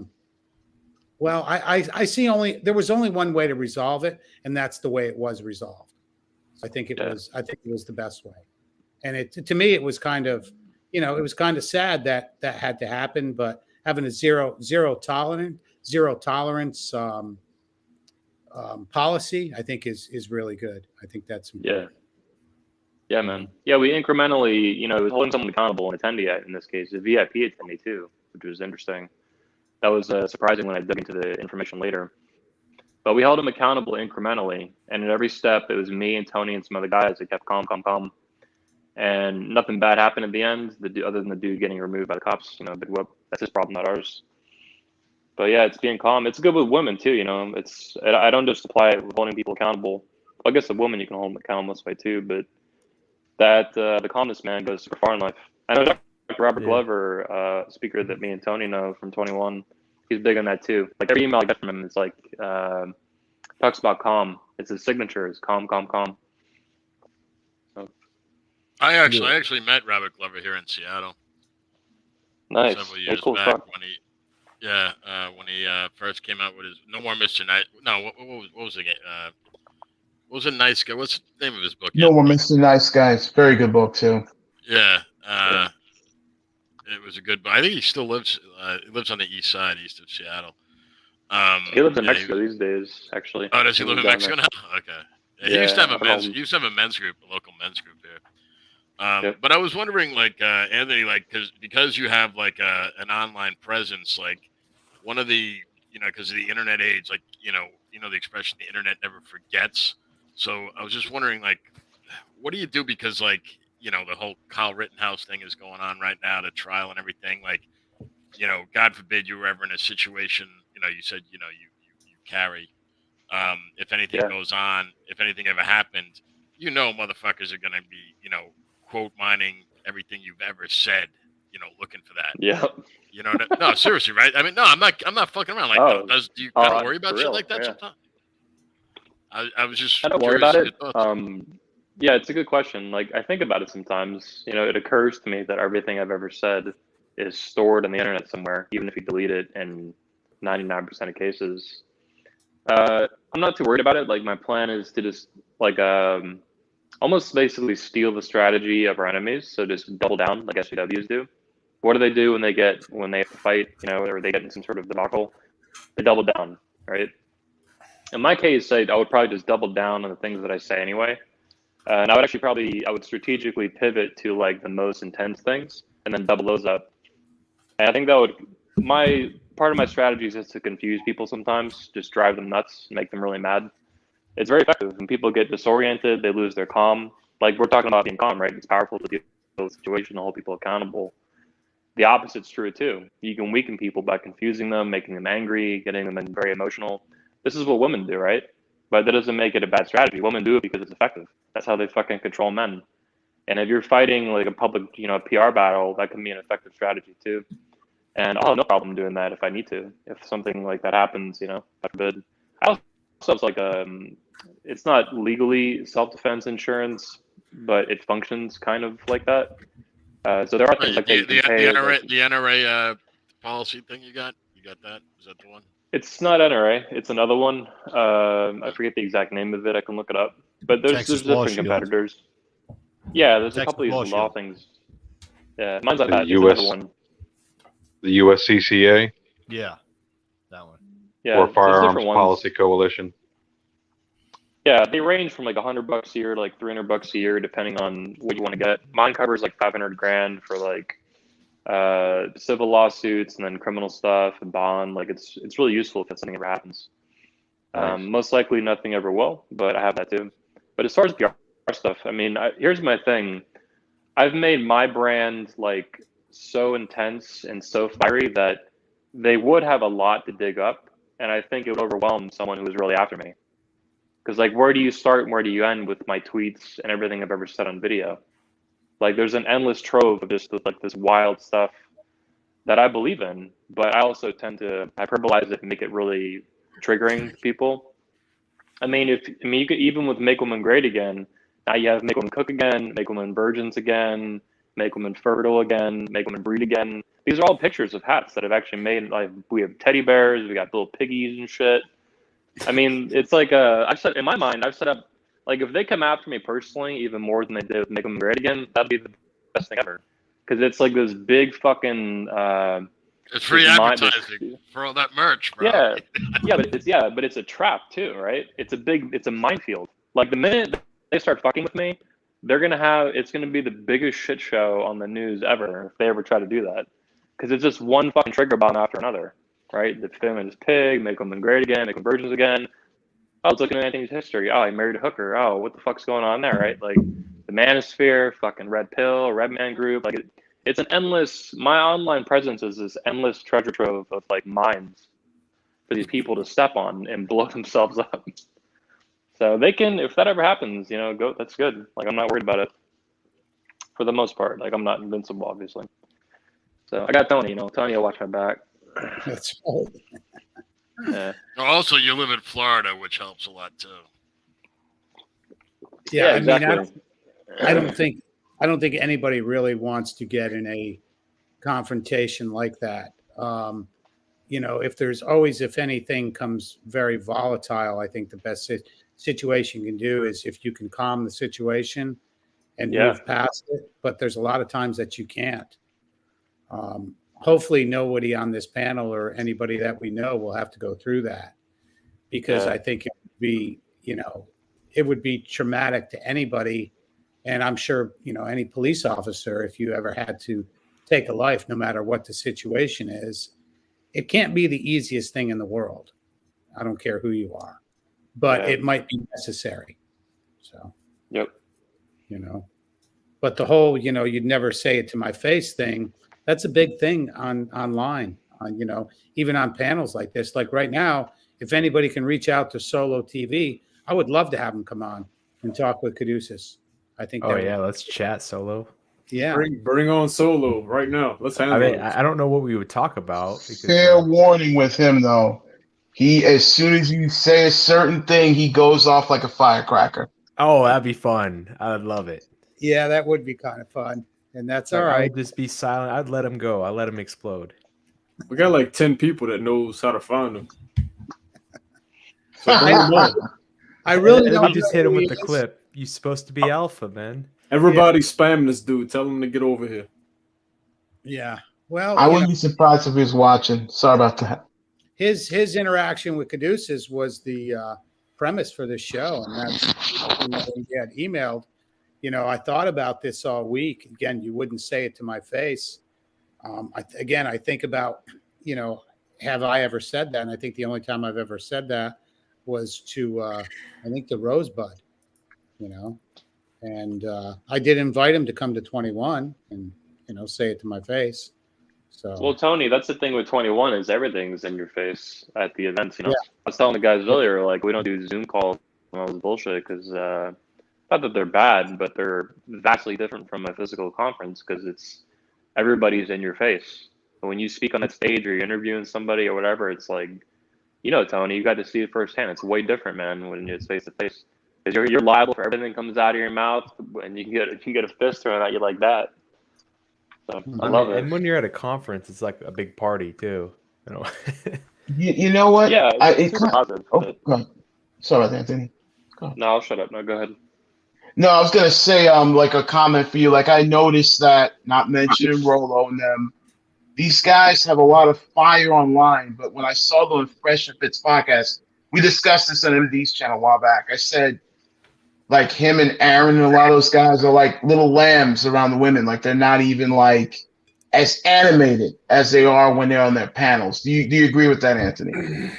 Oh, 100%. Yeah, I know those guys in real life, dude. Rolo Tomasi is a huge weirdo. He has no social skills. He was trying his best on the show to be a woman. That was Rolo at his best, and he's still awkward, fucking goofy weirdo, pencil neck, wow, dweeb. A lot of them, yeah, it's all fake, man. Like the level of fraud that goes on in the manosphere is like staggering. It's sick, man. They fuck old fat women, they marry old fat women, they lie about it. They're terrible in real life, not even just with women, but just being like social. These guys can't even sit down with you and have a beer or a cigar because they're fucking weirdos. Like they don't get people. Never mind getting women. They don't even get men. Donovan has told me that right out of his own mouth. He's like, he's bullshitting that he's like, I get women, but I don't get men. No, the reality is he doesn't get women or men. It's like they're all fucking goofballs that just make up these fake personas on the internet. And the internet being this, this screen, whether it's your phone or a laptop or whatever, it creates this barrier where they get to con people. They prey on, suckers and the kind of weak people who are hurt, all kinds of stuff. It's fucking sick, man. Anthony, you've met a lot of these grifters. Like you've met them like actually in real life, so you know their real life persona, not just their online persona. What is the common? What does your spidey sense say that all these people kind of have in common? Like, I mean, did you kind of feel that vibe from all of them, or were there some of them like, oh, dude, I thought this dude was cool and he totally fucking. Yeah. I mean, I'm curious. I really want to know this, man. I think, and not just me. I think a lot of people would really like to know this, so they don't get fucking taken. Yeah. Frank has met some of these guys too, man. Frank Pesci's still on there. Yeah. I mean, I'll say this: it's different per person. It's different per man. Richard Cooper, for example, is nowhere near as weird as like Donovan or Rolla or MLD. In real life, you can sit down with him and have a beer or something. Like he's not a fucking weirdo. I think he's kind of a sociopath for money, and he's got some ethical issues and stuff like that. He's definitely grifting dudes for these coaching crap, for example. This $2,000 an hour calls. That's not good. It's fucked. But he's not like socially retarded. And guys like MLD and even Donovan and definitely Rolo, they're professionally socially retarded. Like these people, they don't have social skills at all. And the fact that they talk all day long on the internet about socializing in some way, shape, or form with women is really fucking bizarre. But different guys with spidey sense. With Donovan, he was always kind of like in and out. I never got to talk to him too much face to face. It was always he always had his fat girl with him, and she was getting fatter every year. And she was even more rare. He was around more than she was. She was very elusive for the most part. Rolo, I did get kind of bad vibes off of pretty quick. I mean, we met in 2017, and that went downhill like really fast. And a lot of my friends too were getting even more. I was still optimistic, I was like, well, I'm under a lot of stress. I got double pink eye when I met Rolo at the convention. Like I was all fucked up. So I was physically like fucked up on top of all the stress. And I knew Rolo was his first time being a speaker. I was let me give him the benefit of the doubt. But a lot of my friends who had gone with me, you know, wingmen, they would pick up a lot of chicks together. For years, we talked to like thousands of women. They were saying very bad things about Rolo very fast. Even our video director at the time was giving me, he pulled me aside for like 20 minutes. He's like, I'm getting bad vibes off this Rolo guy. And I should have listened to them sooner. Eventually I did, of course. But the fact that they would, yeah, these are, you know, video director who's, you know, a professional that worked for our event for years. It was extremely unusual for him to say that about a speaker. Like, he would never do that. Even to this day, it's once every 5 years or something that one of my video directors will pull me aside and like, hey, I'm getting bad vibes off somebody. They don't do that. That's not their job. They're paid to film and be professional in what they do, and they're really good at it. And then my other buddies too, that had no skin in the game. They had no hate for Rolo. They liked his book, and they met him, and they were like, bad vibes, man, red flag. So it's different per person. Like Ryan Stones is kind of a little weasel, and you pick that up a little bit off the bat. He's a but then it's bandicoot, kind of man. Yeah, he's like, oh, he's a little bandicoot. Yeah, he's like a little. He reminds me of like a little Tasmanian devil out of. You know what I mean? Like the Looney Tunes. Oh, Looney Tune, yeah. Yeah, Looney Tunes. But even shorter and fatter. I just got that. I just remembered that from when I was a kid. Yeah. So you can go on and on. I mean, Myron was really weird. Myron Gaines, the fake guy, the Miami ostrich dudes. man. Ostrich guy, yeah, beak. exactly. He It's all about the beak. He looks like a flamingo. You know, he looks like a flamingo. I met him in 2019 at our event, and I think Tony did too. And he was also like socially retarded, and like he wouldn't stop talking to me. And this is on like Sunday night, and I'm running on like 2 hours of sleep for the 5th night in a row. And I'm trying to be polite. I'm like, dude, like, I need you to, you know, I'm glad you came. I appreciate you coming out to the event. I do not have time to talk to you. I feel like I'm gonna pass out on the floor. Like, leave me alone. Send me an email in a couple of days. I'll get back to you. Like, it's totally cool. And he's like, yeah, okay, yeah. And he just fucking keeps talking. I'm like, God damn it, shut the fuck up. And then what does he do, right? He emails me the next day. I'm like, fuck this asshole. Like, delete. Wow. Because my dude, after an event, I mean, there's like 150 fucking people emailing me. And like, it's just fucking nuts. You know, I can't. I'm like, dude, just wait like a week to fucking email me. And no, yeah. So yeah, another social fucking retard. So That's amazing. When it's crazy, Anthony, when you explain that, because the personas that these guys put on that we see all day, that these are supposed to be alpha, are like literally. You kind of gave me and I thank you for explaining that, because it gives a better perspective. The more griff crazy they are, the weirder they seem, or the wittier they really are. That's a good perspective to really look. Yeah, they try to pretend that, you know, they went from zero to hero, and it's a story that any guy who sucks with women wants to go through, or, you know, he didn't grow up without a father, you know, things like that. But the reality is they didn't do that. It's all bullshit. They just put the window dressing on this piece of dog shit, which is themselves, and they try to dress it up as this like super nice thing, like, oh, I did it, you can do it too. Buy my fucking ebook, buy my Gumroad, whatever the fuck. But it's like it's a scam in so many cases, man. It's really sad. But they have to look like dog shit enough to where people think, oh, I'm better than this guy. If he could do it, I can.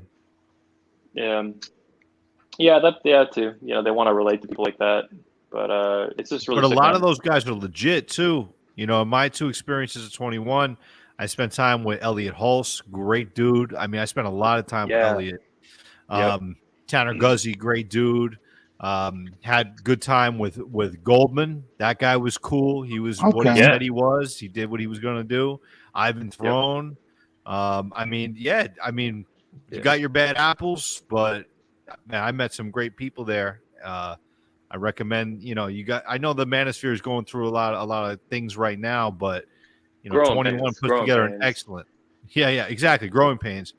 But 21 puts together an excellent event that you have an opportunity to meet guys like this, get to know them, hear about their success story, and learn something. I mean, dude, when I went to 21 the first time I went to the Patriarch convention, I took such copious notes that I thought that I really thought this. If I just didn't get so busy with life, I would have done it.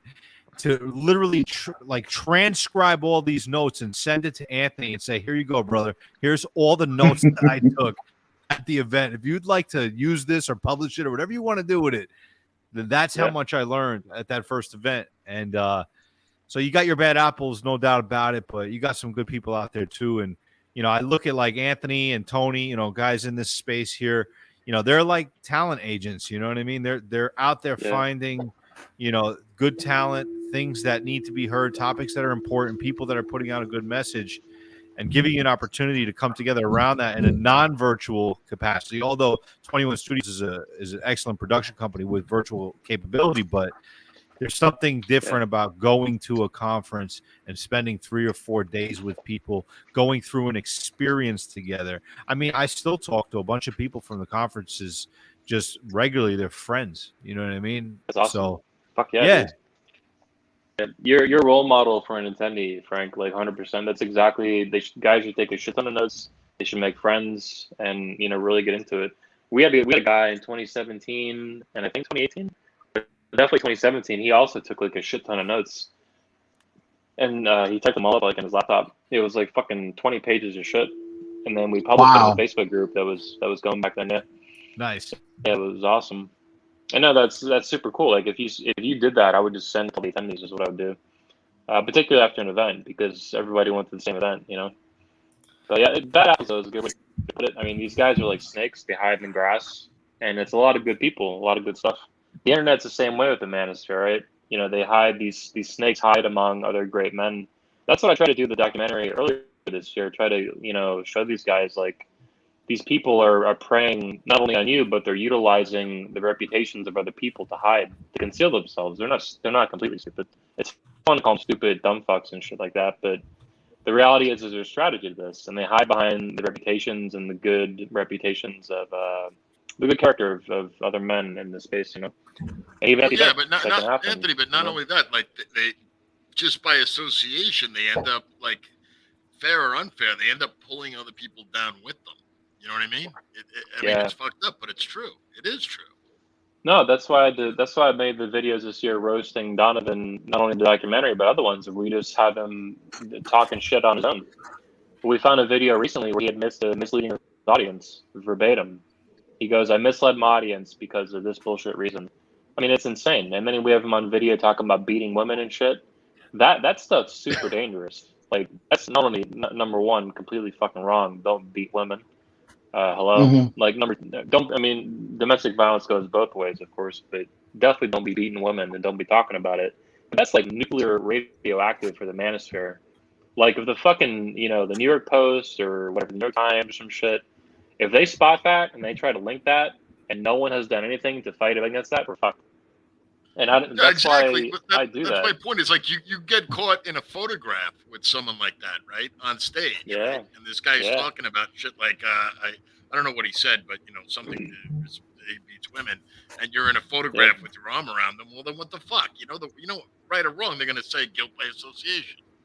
Yeah, at least though, if you've done something, you can at least cite like a news release. With the Rolo stuff, that's been like public in a number of ways, even press releases I put out officially.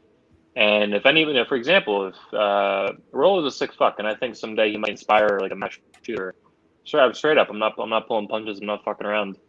If that ever happens, I'm gonna go to number one. Rolo's a sick fuck. He's a complete fraud.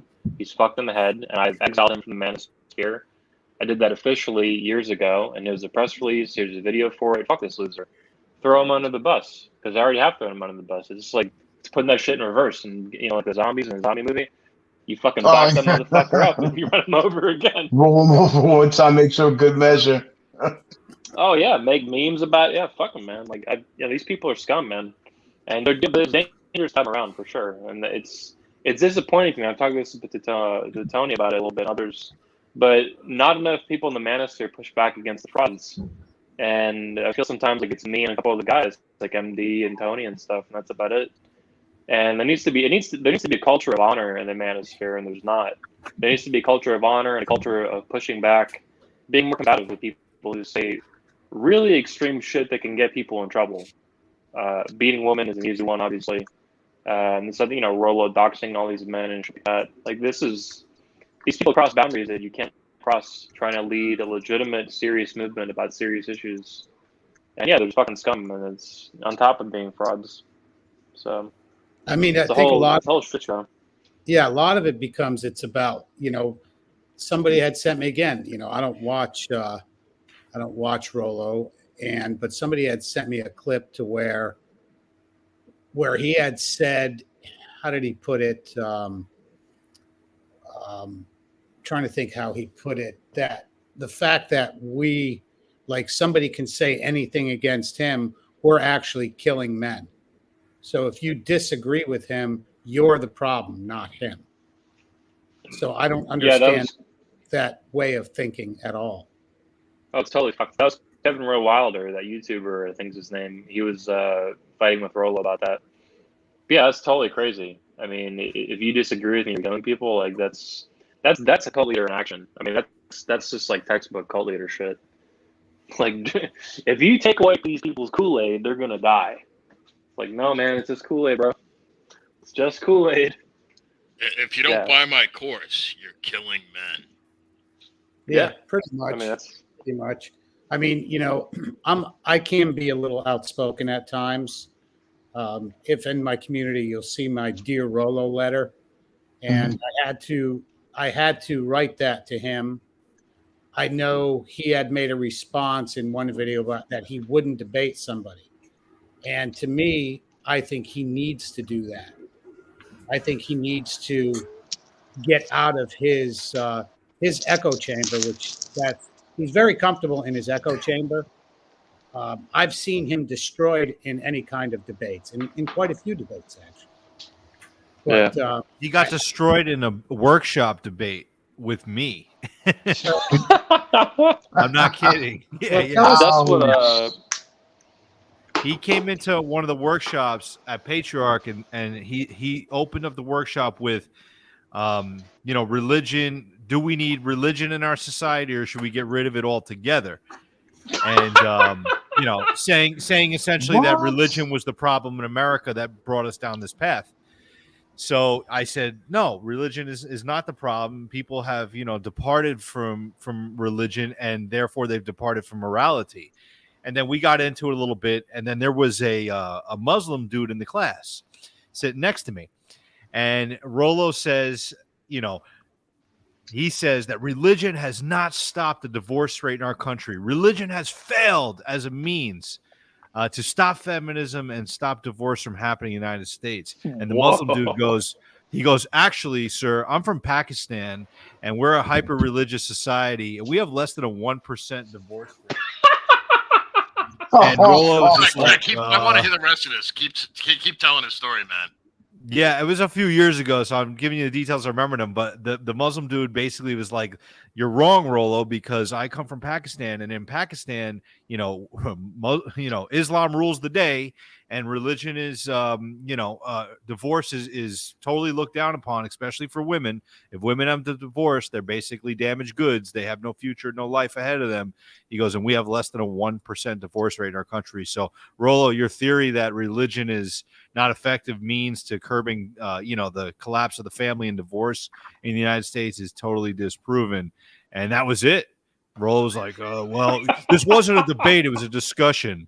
And it's like, no, you literally opened the floor and said we were going to have a debate. And that's what we did. I wish that was recorded, bro. And check this out. After the class, so many people flocked to me and the Muslim dude, and we just had a circle of time just talking.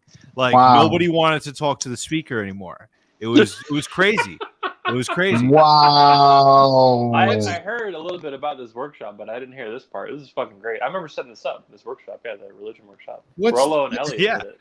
What's the narrative there, Frank, though? What do you think the narrative is by him saying that? What is his objective in saying that? Well, the way I never knew anything about the Manosphere when I got to Patriarch. That was my first event ever. And the way that I looked at it is like, this guy is some mad, atheist scientist that just wants to disprove God and use, data and statistics to do it. So when he looked like a weirdo too, you know what I mean? He kind of looked like, the professor from Back to the Future a little bit. That's how I thought of him. I was like, this is the mad professor. Oh my God. Because he had this long, stringy hair, like Doc Brown. And I was like, and he had a crappy suit on. He had this horrible, JCPenney suit on. I'm like, this guy's the speaker? Ronald McDonald maxing. Yeah, no, seriously, it was crazy. Hang on, So, Frank. I don't think Rolo's a Christian, man. He says he's a Oh, Christian. I've no said for way. years he's not. Yeah, he's a bullshit, completely full shit. He's not a Christian. Not even close, bro. Not even close. He still says that. He just wrote a book on religion and stuff. He still says he's a Christian, man. As far as I know. Yeah, I have a friend that works with him. We don't talk about his dealings, but I scrutinized, the guy. I'm like that. And I told him, I said that dude's not a Christian. And you know who I'm talking about, Anthony. I'm not going to drop his name here because he is my friend and I respect him. I said that dude's not a Christian, bro. He's like, well, it's coming out in his new book. He's going to shock the whole manosphere and tell everybody, what his true beliefs are. And God, I'm like, bro, that guy's not a Christian, bro. That guy's the farthest thing from a believer. So, just beware about that. But yeah, that was my first experience of Rolo, and I had no context for who he was. I never read his book. I didn't care who he was. This was just my impression. And then the rest of the time at that event, he just walked around the hotel with a sock hat on his head. It was like a stocking cap on his head with Affliction t-shirts on. And I guess his mother was sick or something like that. And he wasn't approachable. He was not approachable at all. Yeah, he got weirder like every year, man. He wasn't that weird in like 2017 and 2018. He got like super weird in 2019. But, like Howard Hughes weird at this point. Yeah, that's a great way to describe it, David Little. Howard Hughes weird. Yeah, exactly. I mean, I noticed it because, again, I'm a speaker escort, speaker liaison. That's kind of what I do. Speaker wrangler is, I guess you would call it. Yeah. And I had some very strange interactions with him at that event. It was definitely different. That's where I saw I call it the pivot. There was a big pivot at that event, and I think everybody noticed it. And I think that was the event where me and Ivan had stayed up till 7 a.m. talking one night, and part of our discussion was about basically Rolo's breakdown or what's happening to him.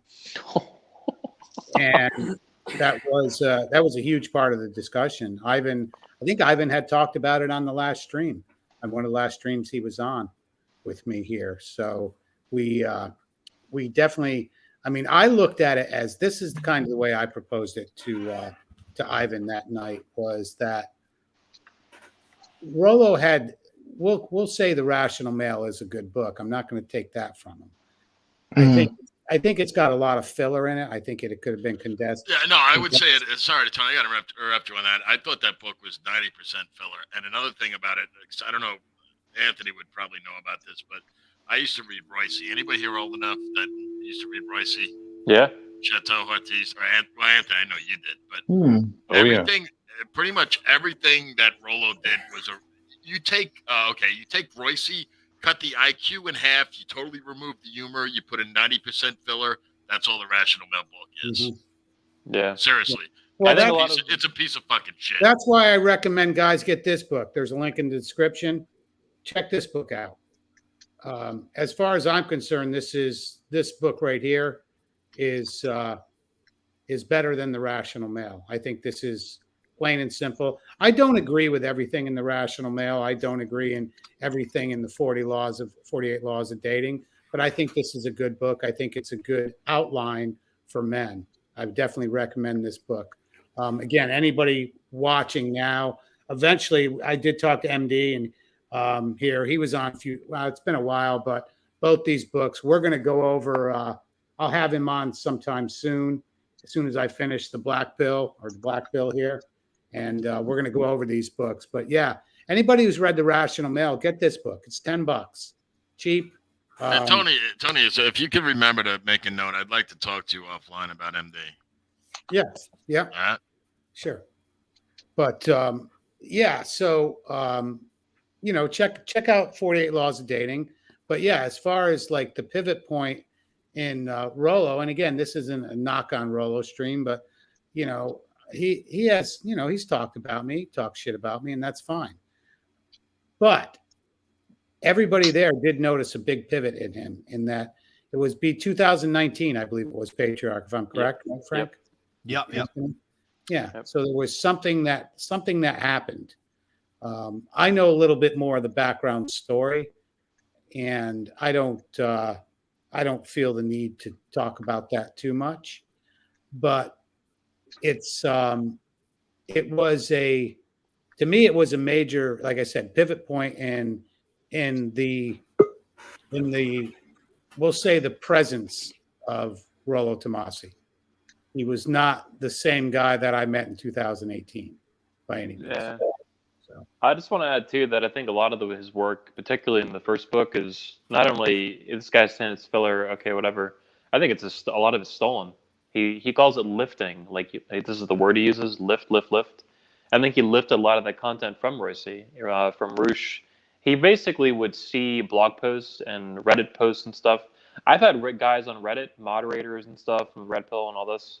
They've reached out to me directly citing the article they wrote like 10 years ago or whatever the fuck, and then the blog post Rollo put out like 6 months later. He was you know, if you look at his Reddit account, no one looks at his Reddit account, right? He has a Reddit account. You look at his Twitter account, you look at his YouTube account, look at his Reddit account. He was huge on Reddit, and what he did is he would not only stock blogs like Dalrock and Royce and Roosh and all these guys, he would then look at what they wrote and he would repackage it sometimes. And he would give a little bit of credit here and there to guys he was okay with, like Dalrock. That was to cover his ass, though. It wasn't legit. And then other shit off Reddit, he would just fucking blatantly rip it off, like almost line item. Like it was bad. Some of it's pretty bad. Yes. People I don't remember. realize I'm that. old enough to remember that stuff because I remember I was reading that way back in the day. Yeah, me too, man. And I don't even know. He probably got even more beyond that. He probably ripped shit off from So Suave. He talks a lot about that forum. He probably stole from R Seduction on the Seduction Reddit.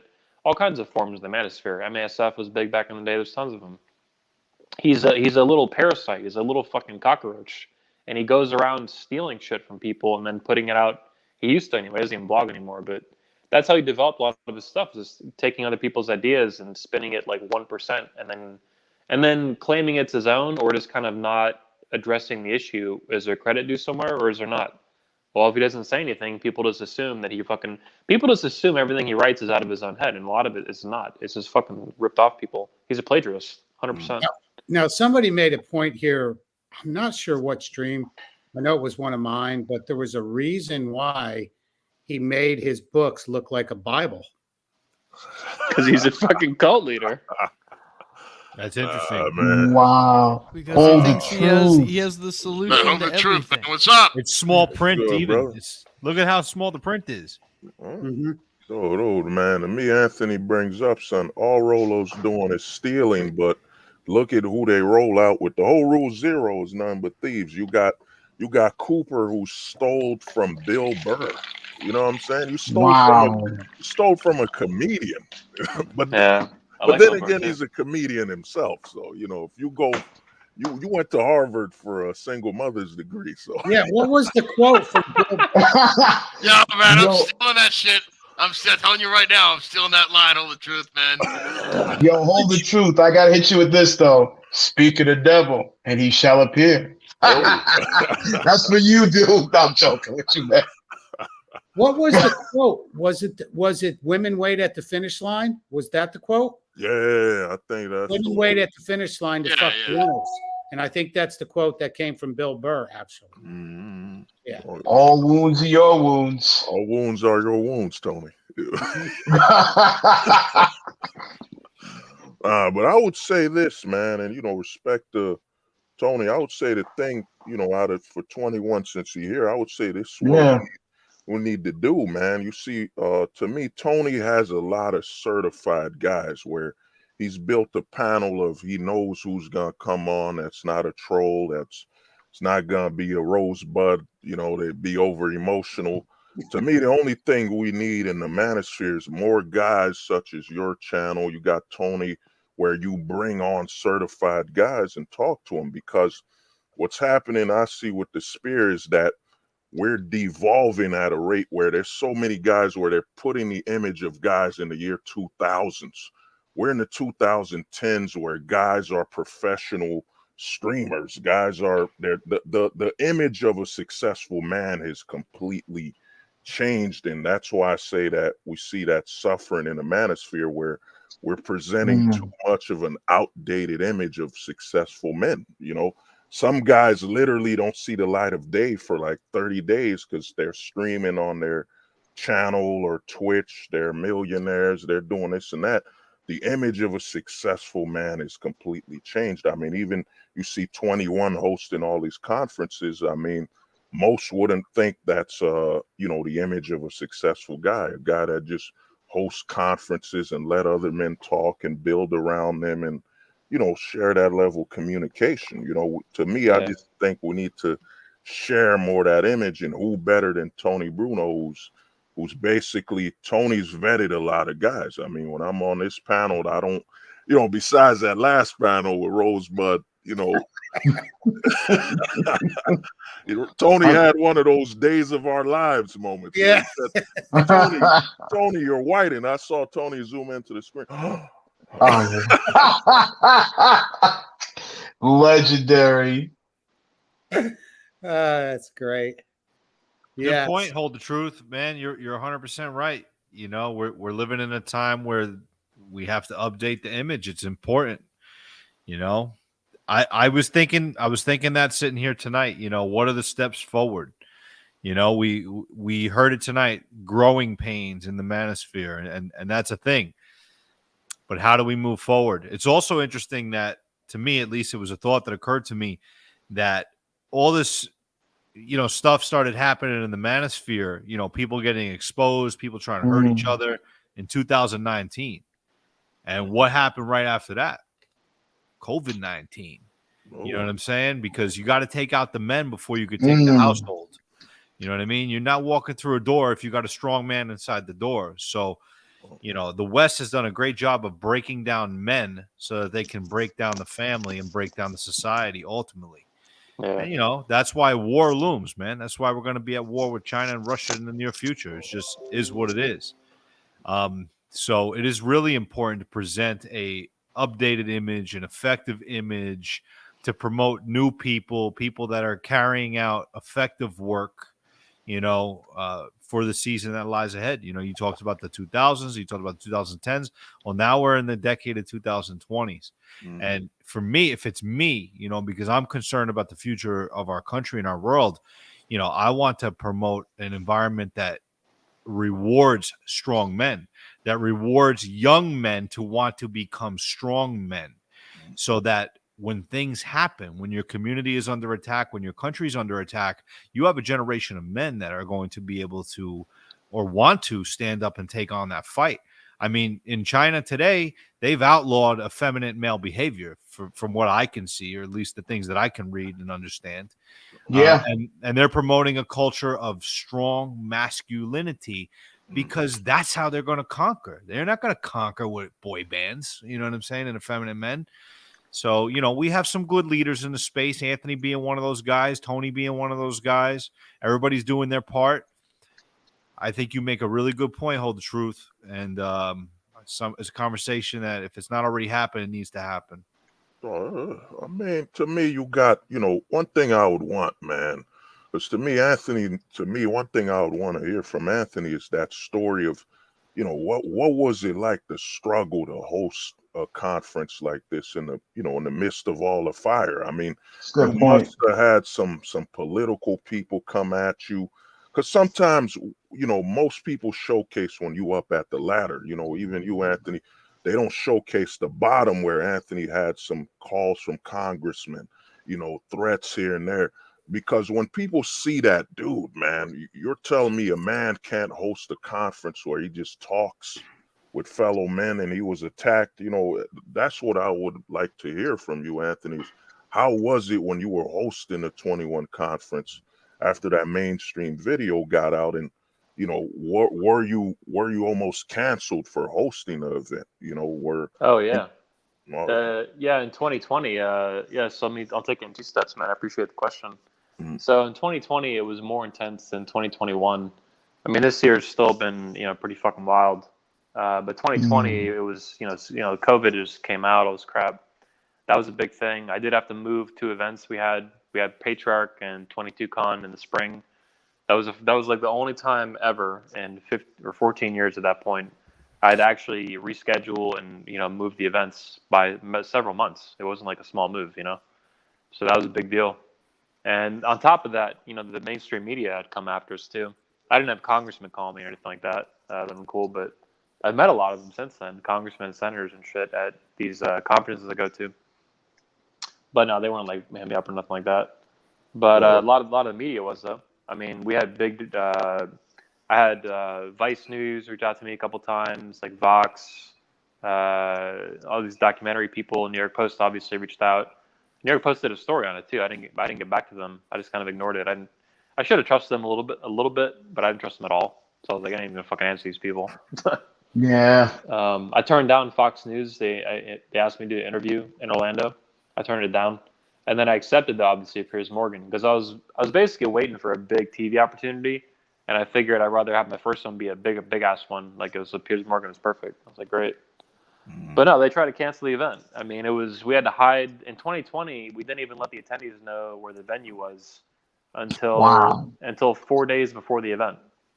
Wow. These people, like if Frank had a ticket, let's say, if someone like Frank bought a ticket in like January, he didn't get the fucking address to the venue until October. That's how fucking long. Yeah, man. I went balls out. Even to book a hotel, you had to email us, and we would book it for you, me and my assistant, my guy James. And then it was a fucking nightmare too. I hated it, but I was like, we got to do it. Because I knew the minute I emailed the attendees, at least one of them was some feminist fucking bitch. And she would immediately call up the venue and share it on Reddit and all this bullshit. We found Reddit groups, entire Reddit groups of these women trying to fucking find the venue and fuck it up and call it and all this bullshit and protest it. They were threatening all this, protesting all this bullshit, but they never came out. But the minute I sent the venue to the attendees, the next day, they called the fucking hotel and they're screaming at the managers and all this bullshit.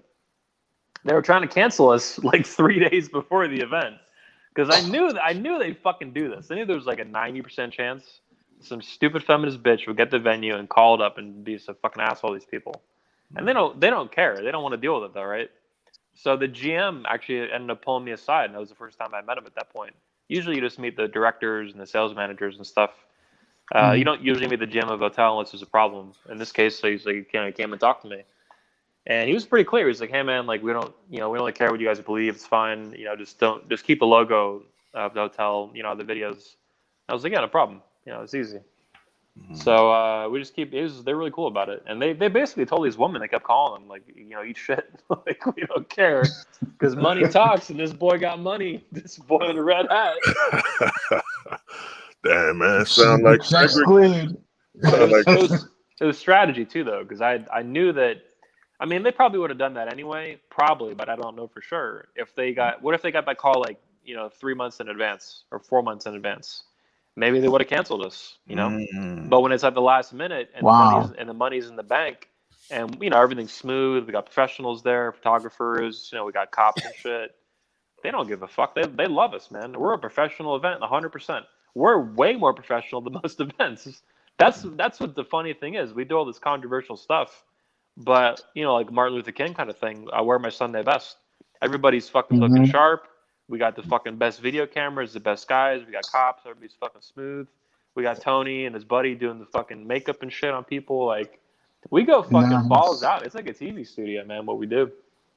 And that protects us from all these fucking idiots. But, yeah, it's been a struggle, man. I mean, doing live events in the middle of COVID. My video director, when he told in 2020 his friends that he was going to do a conference to go film one. This was in like September, like a month before the event. They were like, he said their jaws were on the floor. They're like, "You're doing what?" He's like, "Yeah, I'm going to Florida to film, this conference, again." So they did it last year, the year before that too. And these normies just couldn't fucking believe that someone in America was doing a conference in the middle of COVID in 2020, a big one. We had 120 people come out to it. I didn't give a fuck. I mean, it's just.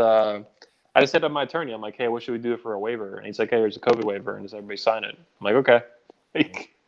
Yeah, all this fucking stupid garbage, but it does suck because it hurts attendees, man. Because some of these guys, they can't make it when they live in other countries now and shit. And last year and this year, both, and speakers too, man. We lost like 5 speakers. We lost Dr. Glover, we lost Janice Fiamenga, we lost Richard Grandin, Noah Ravoy.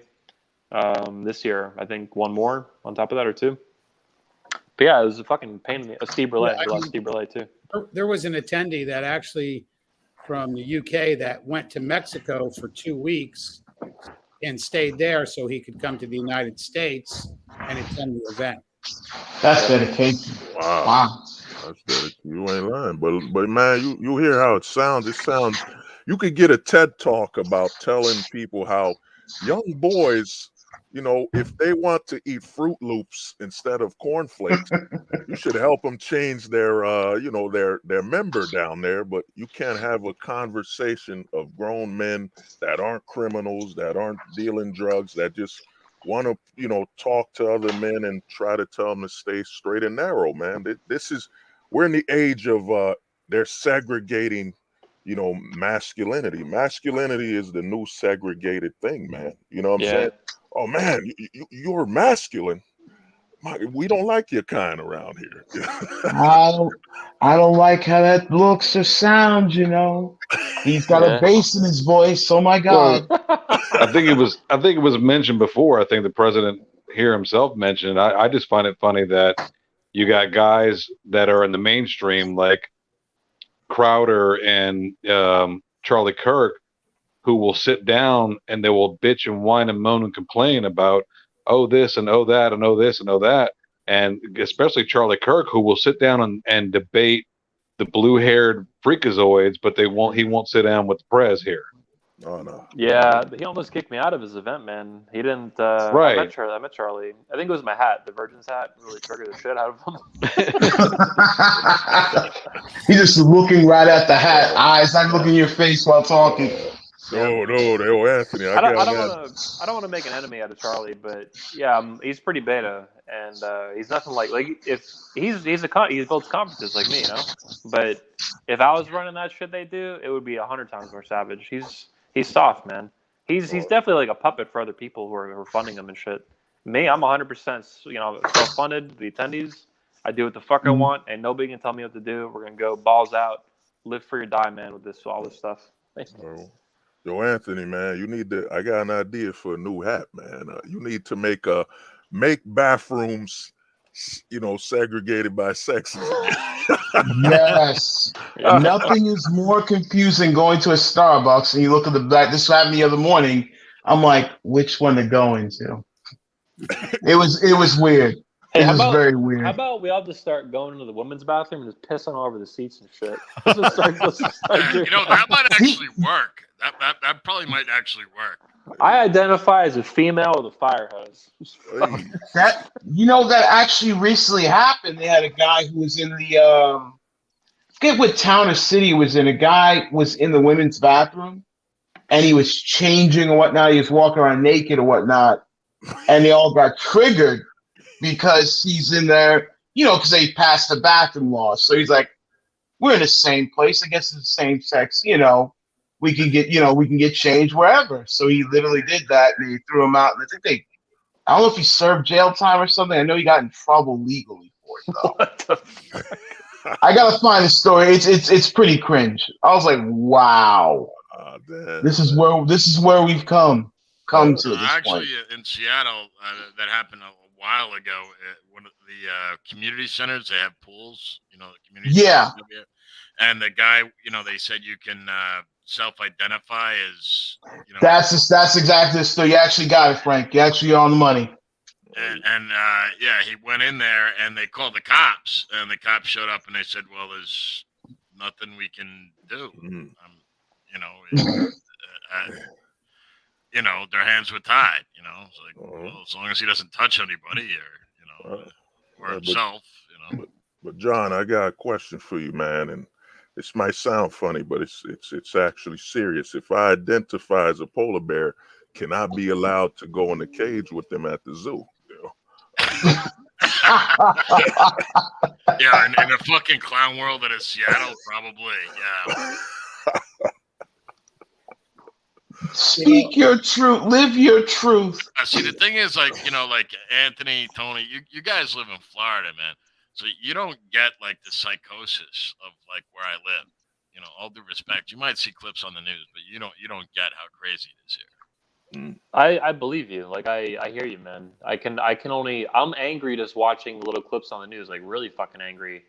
just because it's my country. Other places in the world too piss me off, Australia and shit like that. But you live in America. You live in what should be a free country, and it's not. These people are fucking crazy, and it's not just the government. It's not just the politicians. It's your fucking neighbors, depending on where you live.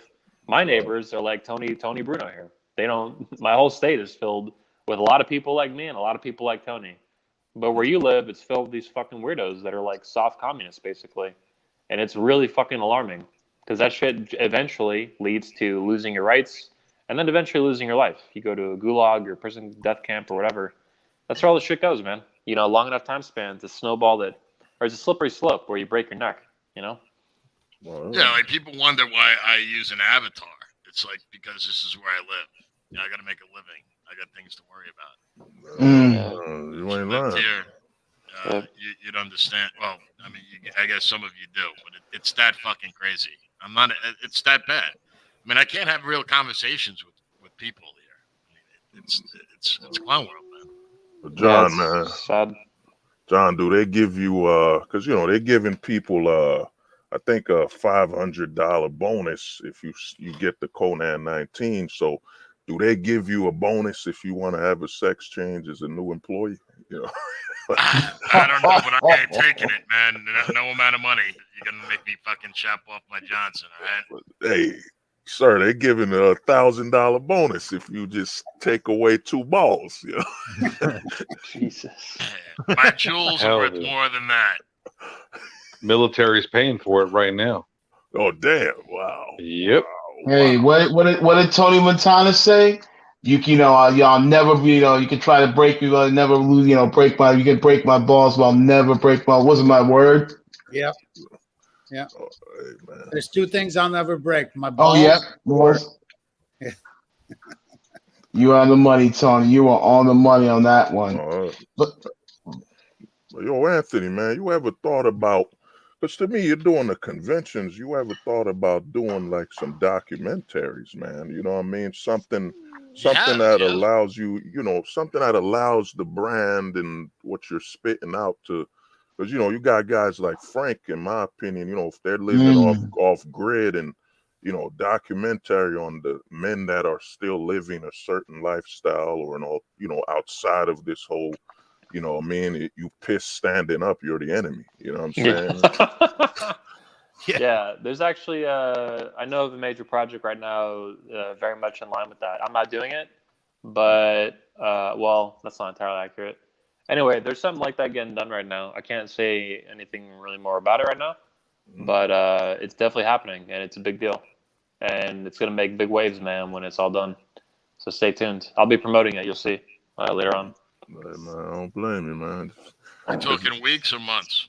Months, definitely. Yeah, but it's been in the works for a long time, too. I mean, it's real progress, too. Real action steps. Real progress, like physically. Well, me, I look at it, dude. We're doing it, man. I told Tony this before, man. This panel is the true image of America, man. Just guys from different walks of life, not screaming, you know what I'm saying, not having their fucking periods, such as a solo. Yeah. You know what I mean? We're just conversating, we're talking, we don't all agree, but we talk normal, you know what I'm saying, instead of screaming at each other. We're not saying that it's good to be a rule zero. Well, as a non-birthing person, I only speak for myself here. You know, I don't know. I'm just fucking I think you make a good point though, man. This really does represent America. 21 conventions like that too. That's what we say. Like everybody gets along. Everybody's fucking super positive. There's no fucking weird, you know, woke shit. Like it's men being men. It's men talking about really serious issues in their personal lives and culture and everything in between, right? Not just the small, not just the big, like all the stuff in between too. And it's very diverse. It's like, you know, Frank's talking about Muslims and stuff we got going. There's like a couple, but that's part of it, you know. There's Christians, there's Jews, man. There's Mormons. The Christians argue with each other about stuff. Like it's fascinating, man. It's like everything that America is supposed to be. You see, I think on this panel, and you see it at 21 convention, like in real life. And then I don't know, man, out in the world. I think a lot of America, yeah, it's this weird. We're like in a weird holding pattern right now, you know. Like most of America is pretty sane, level-headed. They don't like being told what to do. They like being left alone. They don't like seeing men go in women's bathrooms. They don't like seeing chicks go in the dudes' bathrooms. You know, they don't like kids being preyed on and shit by the government. Like it's fucking weird, man. Hey, but Anthony, that last part you said about men don't like seeing the chicks go in the men's bathroom, I don't know if everybody would agree with you. Well, tell the truth, it depends on the chick, right? Oh, Yeah. Oh yeah. Wait, yeah. we talking like Donovan's wife here? We're talking beluga, Oh, beluga oh whale? God, no. Talking about beluga whale? That's a beluga whale. Hey, Beluga man. whale. She looks like a marshmallow. Actually, we said lately. My girl says she looks like a marshmallow. She looks like the marshmallow man out of Ghostbusters. That big old marshmallow. Oh, man. not Stay Puft. You ruined his image, Jay. Stay Puft. Man, it'd be really fucked up. Someone made a meme out of that. He's a hippo. Oh, God. He's a hippo hunter, man. You know. I hate to rag on him, but when he had his girl, I think I told us the guys on MD stream. I said when I took him off Instagram, he had a collage of her doing like back shot poses. I'm like, I'm out. I was like, I had to take him off. I was like, are you kidding me? Yeah. That was the weirdest thing I've seen in my life. Hey, Dude, man. that woman's pushing 50 years old, man. That's how old that lady Good is. God. She's old enough to be the mother of most of his fans.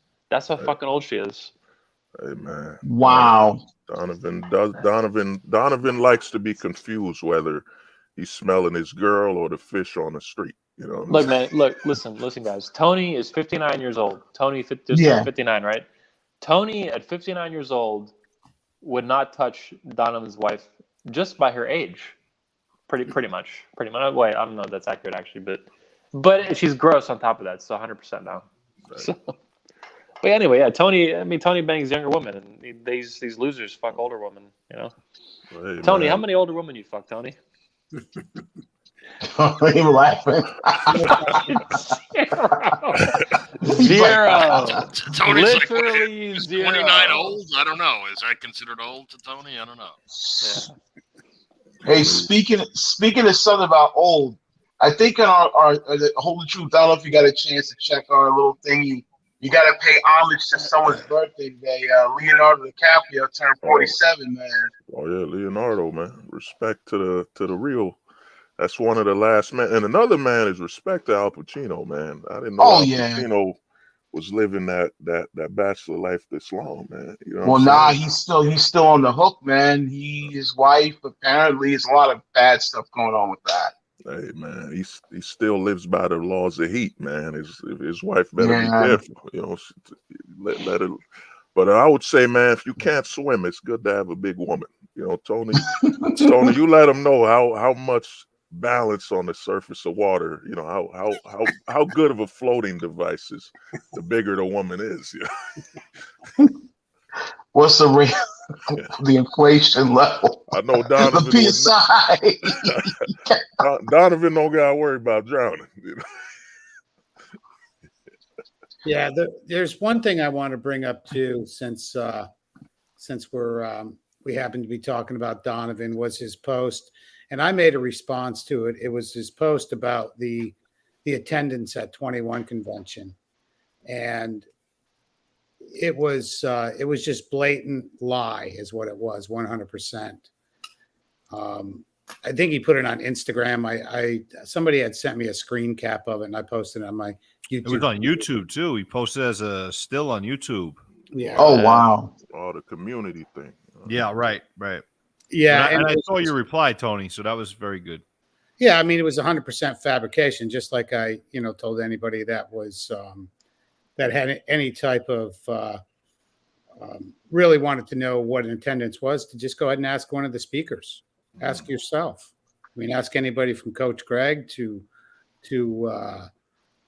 ask Jesse. Ask any speaker. Just how was the attendance? That's all, plain and simple. Yeah, he's just desperate and butthurt, man. I think the event, the fact that he had to cancel his event because nobody bought tickets to it because he's a fucking loser, and then our event actually popped off and was super awesome and was completed. I think it just sent him over the edge. Like he just couldn't handle it. It broke him basically. Our event. Hey man, like Drago. Anthony, none could break a man that lets a woman that weighs 300 pounds sit on top of him. Man. I've been crushed before. I've been hurt before. Oh, Anthony. he likes it. He likes it, man. He likes that big old, like it's like those blankets, like those heavy blankets you get them, like they got weights in them and shit. That's like his wife, the like heated a blankets. weighted, he's got a weighted wife, The big. Oh God. She's fallen and I can't get up. Yeah. She's gonna need a life alert. They're like Anthony. Yeah. Oh, go on, man. So she looks like Humpty Dumpty or something sometimes. I think like she's so round. Call those Buffalo built. You know what I'm saying? Occasionally I don't mind speaking up, but when I see something that's just a blatant lie, and I had people respond to me, I think in my community tab and say, do you have proof and again, my response was just go ahead and ask any of the speakers. Ask any of the speakers that were there. Yeah. To get a genuine response. Yeah, it was a good turnout. It was like 125, 6, 7 people. It was almost 130 people. There's a lot of people. Yeah, especially during COVID, man. He's just. I was initially because it's such a lie. I mean, Tony's telling the truth. It's 100% blatant lie. It's just fake news garbage. But I bet when he canceled. Oh, sorry, AJ. I was gonna say, it's funny that he would hate on yours, yet he probably canceled and didn't refund the tickets like always or like usually he does. He didn't refund them tickets, man. He didn't refund them. That's sick, man. I talked about that in my speech. Well, how does the legality? Do you know what? Because you would know more of it than anybody else here on the panel. What's the legalities around doing something like that? Not doing a refund. You asking me? Yeah. Yeah. Number one, I don't think there's many guys that had tickets. We're talking like, honestly, I think probably 3 to 4 people. Like it's probably not zero. No, I'm serious. Wow. Look, he sold 28 tickets, is what I heard, to his first event, and half of those, were from one of the speakers who I shall not name because I have filed a lawsuit against them. Now that's just what I've been reported to me. I don't have evidence of this yet, but I heard this from good sources, and it makes a lot of sense to me because that's how much that speaker would sell to our event. It was almost the same. So it was like, like a dozen people or whatever. So basically that means Donovan only sold at his first event like 14 tickets on his own or some shit. And I guarantee you, dude, I've done events like back to back, like we've done Patriarch, like Frank knows, and then we do our main event, later on. But those are different events, not the same event. One's for fathers and one's not. One's just for men, and they have different audiences to go to. A little bit of cross pollination, but anyway, that dumb fuck tried doing the same event like a couple months apart, June and then October, and you can't do that, man. Like it's these kind of conventions like a once-a-year deal, and once you burn through. So he only had very little attendees off the bat, and then he tried to get a bunch of people to come again, and nobody fucking bought it. Like only the super fans, like the 3 dudes who were like Donovan dick suckers, basically bought tickets. Oh, dude, you brought that up. I heard Donovan's getting paid. He's live streaming with leggings on, and men are super chatting him. Oh, but let me finish. Oh my God, the legality dude! Listen, those attendees can all file chargebacks with their bank. They can try that. The issue rightfully so. The issue is that Donovan's terms of service are probably unconscionable. There's a video on this on YouTube by DDJ. You can go watch it on Miss Andrew Today YouTube channel, and he covers Donovan's terms of service. He's a paralegal, so he's not an attorney, but he's reviewing it in his opinion, and he's right. It's unconscionable. When you buy a ticket to his event, not only are all sales final, which is fine, we do that too. All sales are final. The 21 convention, unless we cancel it, then we give you a refund. Duh, right? If there's no event, then you get a refund. With his event, it's all sales final, and I give refunds anyway too. Like with COVID shit, I've given like probably 3 or 4 refunds this year anyway, just because people have shit come up, and it's it's just a policy, right? It's just the black and white. In practice, we'll give refunds and shit, but his shit, they give no refunds. And if they don't do the event, they give you no refunds. Instead, you get auxiliary products and services or some shit. What does that mean? That means you get ebooks. You bought $1,000 ticket to a conference. They cancel the fucking conference, and you get PDF ebooks, Womanese volume 427. It's just bullshit. It's worth nothing. They're not even worth a penny.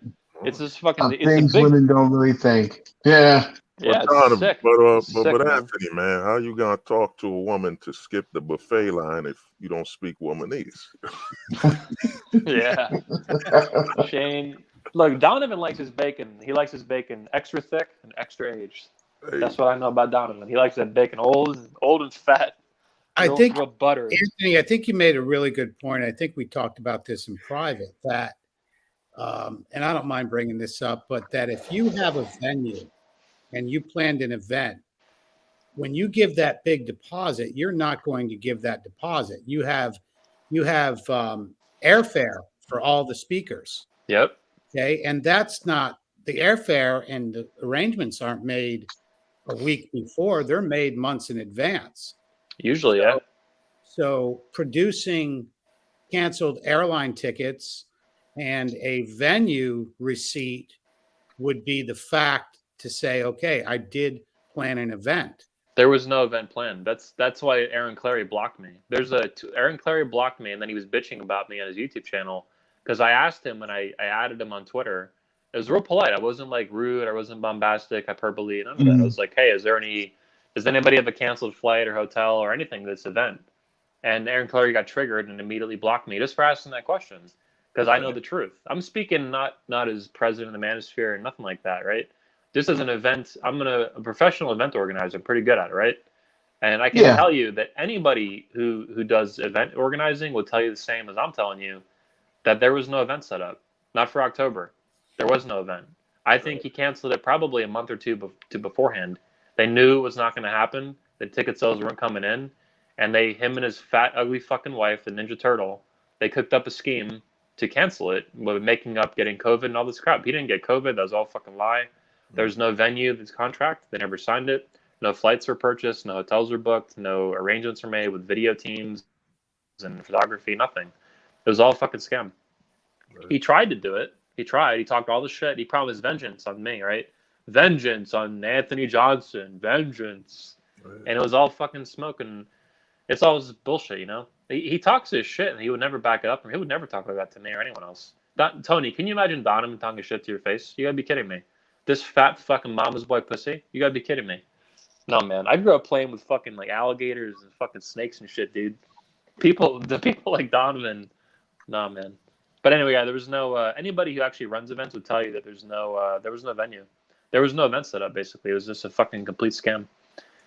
And those attendees should do chargebacks or get together and sue them with an attorney, like file a lawsuit as a group.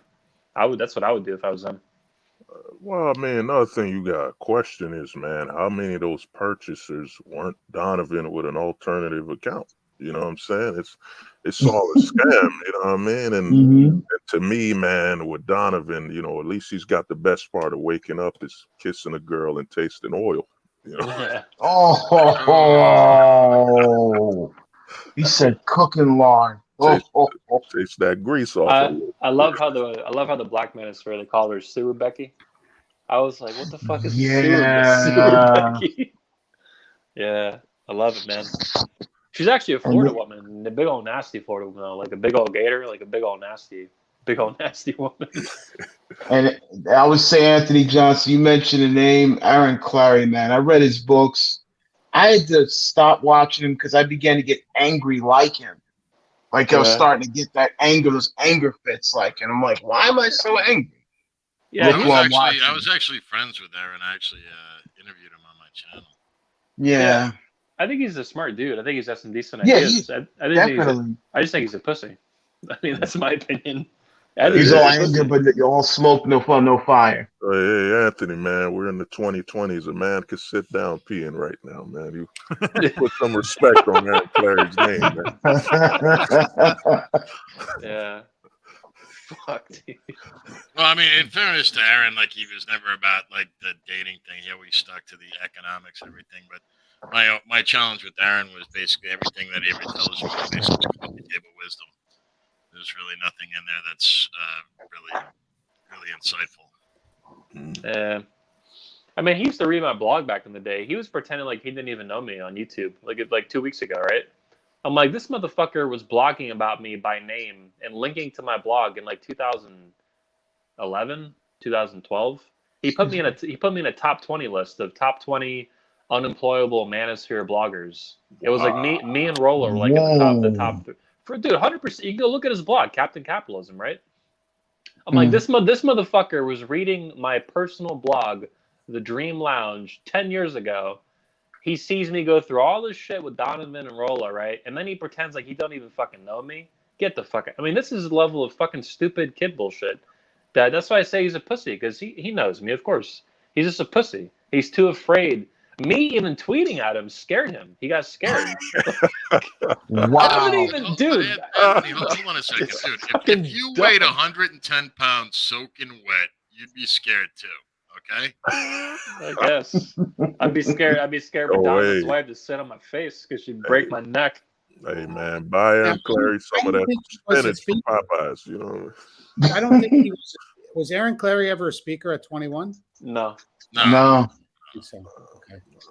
But I think you forgot to mention top 5 men not allowed at the back of a concert. Rolo Tomasi. Cosplaying as a garage band player. I'll never forget that one. I'll never forget that. I was like, wow. Hey, Rolo will pay for some groupie love. Oh my god. Yeah, this is why I think these streams are important too, so we can talk about this stuff, and we can have some fun with it too. But there's one thing I'll never do is I won't censor anybody. Okay, and the last thing I ever want on this channel. I mean, when I say censor somebody, I think people can censor themselves to a point. Yeah. But I don't want to squelch somebody's voice. That's for sure. Now, you get into the Rolo sphere, and that is one of the biggest echo chambers that I have been a part of. It's an echo chamber in the biggest way. And to me, the echo chamber is what's ruining men, because if you speak out against the echo chamber, you're no longer no good. You're excommunicated. Sorry. Oh, he'll be asking me in a year to do something with him again, and and that's the farthest thing from the truth. And plus, when they talk shit about me on that one stream, again, somebody sent that to me. First of all, there was just a lot of lies in there. I don't know why Rolo had put my picture up holding the rational male. He made a narrative out of that picture. All the picture was a picture of me. Hey, I got a copy of this. I'm going to read it. That's all it was. But it became a narrative to where, like, I'm bowing down to Rolo God. And that's distinct from the truth. Also, if you're going to put a picture of me, it's okay. Go ahead and @ me in your YouTube community, @ me on your Instagram, tag me, go for it. I'm okay with it. I tagged him with my Dear Rolo letter. I don't have an issue with it. Yeah, Tony, you're not a pussy though. That's the difference. These guys are all pussies, man. They're afraid of confrontation. Like, for Rolo to @ you, that's confrontational. He can't stand that. He's a gamma male. Gamma males are even worse than beta males with that stuff. They're all, I call them conflict avoidant beta males, because they all want to avoid conflict. That's why, why do you think, look at Donovan with his fat, ugly, gross Ninja Turtle wife. Why is he with that bitch? Right? This crazy old cat lady. Because he's afraid of confrontation, to tell her no and to leave her. Right? You can see videos of him actually thinking about this. Like, we have him on our channel. He's very, he's overexpressive, like a little kid who doesn't know how to, like, manage himself, But you can see it. He's just a big pussy, just like Rolo. I guarantee you. I got no problem with Rolo's wife, right? Some of these guys make fun of her. I got no problem with her. She was cool, man. She was feminine. She wasn't fat, nothing like that. Like, she was good looking and shit. She wasn't some fat, disgusting Ninja Turtle like Donovan's wife. But I don't think Rolo wants. I don't think she's a problem. I think Rolo's a problem. I don't think Rolo wants to be there, and he's too much of a pussy to fucking do anything about it. Hey man, we don't support fat shaming on this stream. Well, we're gonna fat shame anyway, because America needs more fat shaming. And just like, well, hey, Hey man, you've never had a woman kiss you and wondered, damn, what did she eat? I swear it tasted roast. Roast ham. Hey guys, my phone's gonna die soon, man. I'm at 2%er, so I'm gonna bounce off. It's been a fun chat with all you fine gentlemen. Hey, definitely, man. It's been a pleasure. I'm following you out the door, my brother. Good to see you. Yeah, thanks guys. Talk to you soon. Been Thanks, real. Tony. Thanks for having me on. Good night, everybody. I'm leaving too. All right, Frank, man. Take it easy, man. OG, thanks for subscribing to the channel, man. I appreciate it, brother. I subscribe back to you too, and always a pleasure to be with you guys. Hopefully, I'll be with you guys next week. Hey, Frank, New York strong. Absolutely. See you guys. Frank, be easy. Take it easy, Frank. Peace. Wow. Yeah, so we started this stream on you wouldn't say it to my face, and I want to go to Hold the Truth on this because what do you have to say about when somebody says that to you? Well, man, what I come to learn is, man, a lot of these guys on the internet were the guys that were bullied in high school, and the only way they can feel a sense of empowerment is online because they could say whatever they want, just like, and they utilize that. The more numbers we have, the tougher we seem. Donovan, Rolo, you know what I mean? Rolo wouldn't even cross the street if he saw Tony with a leather jacket. You know what I mean? I was about to ask Anthony, man, did Tony once have to wear a leather jacket during the 21 convention? You had to hold the door real quick. So get the door. Tony, please. You know, we want the surfer, Tony, not the leather jacket, Tony. Nah, dude, most of these guys are cowards, man. We got Solo. I apologize for bringing him on here. You know, you got better taste, but you know, we got guys literally flagging other men's channels. Then on another video, they're saying, well, I'm a man of peace. To me, you got to understand, any man that flags you, I came up with this term, and one of the homies told me about it also. We got AMM. We got anti-masculine men online, where anytime they see in a masculine space of men just talking, communicating, they get angry because they're so, such as David was bringing up, they're so feminine, they're so over emotional that they can't take the sight of other men that could just communicate and talk to each other without screaming and yelling like a bitch on her third period after giving birth. You know what I'm saying? We need to come out with a brand called Man Pons. If you're a man and you feel like you're bleeding down there, you feel uncomfortable, you just feel angry when you see another man, buy Man Pons. You know what I'm saying? You just put it under your ass. You know what I'm saying? Hey, not to jump on what you're saying too, Hold. I wanted to comment about that on your stream. It's funny you mentioned his father because he grew up with his father. I'm like, where did this bitch that's in him that's coming out? And he had his father. Was his father masculine? Not that I want to get in his business or offend his family. Business, but I think David, you're right. That is unusual. That, like you said, that because it was raised by a father, not his mom. It wasn't a single mom situation, right? So that's the weirdness. That's a scratch your head for a minute there. Well, I mean, we all know those sons. We all know some fathers have a son where you look at him and be like, damn, man, I should have let that sperm, not make it into the tunnel. You know what I mean? Some guys are big mistakes. You just can't say it out loud. You can't, in today's age, you can't disown your children anymore. So, a guy like Solo on tonight, that would be awesome. Oh no, you don't want that, Tony. That would this stream, the estrogen up here would increase by. I'm going to bring somebody on. I have no idea who this is. So for backstage, it's Mackenzie Jean. So I'm going to bring you on, Mackenzie Jean. So everybody hold tight. Mackenzie.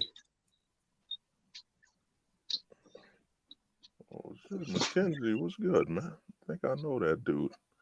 Surprise. No. I think off, whoever he was. Probably got off. But to me, Tony, man, a lot of these guys, they're cowards, man.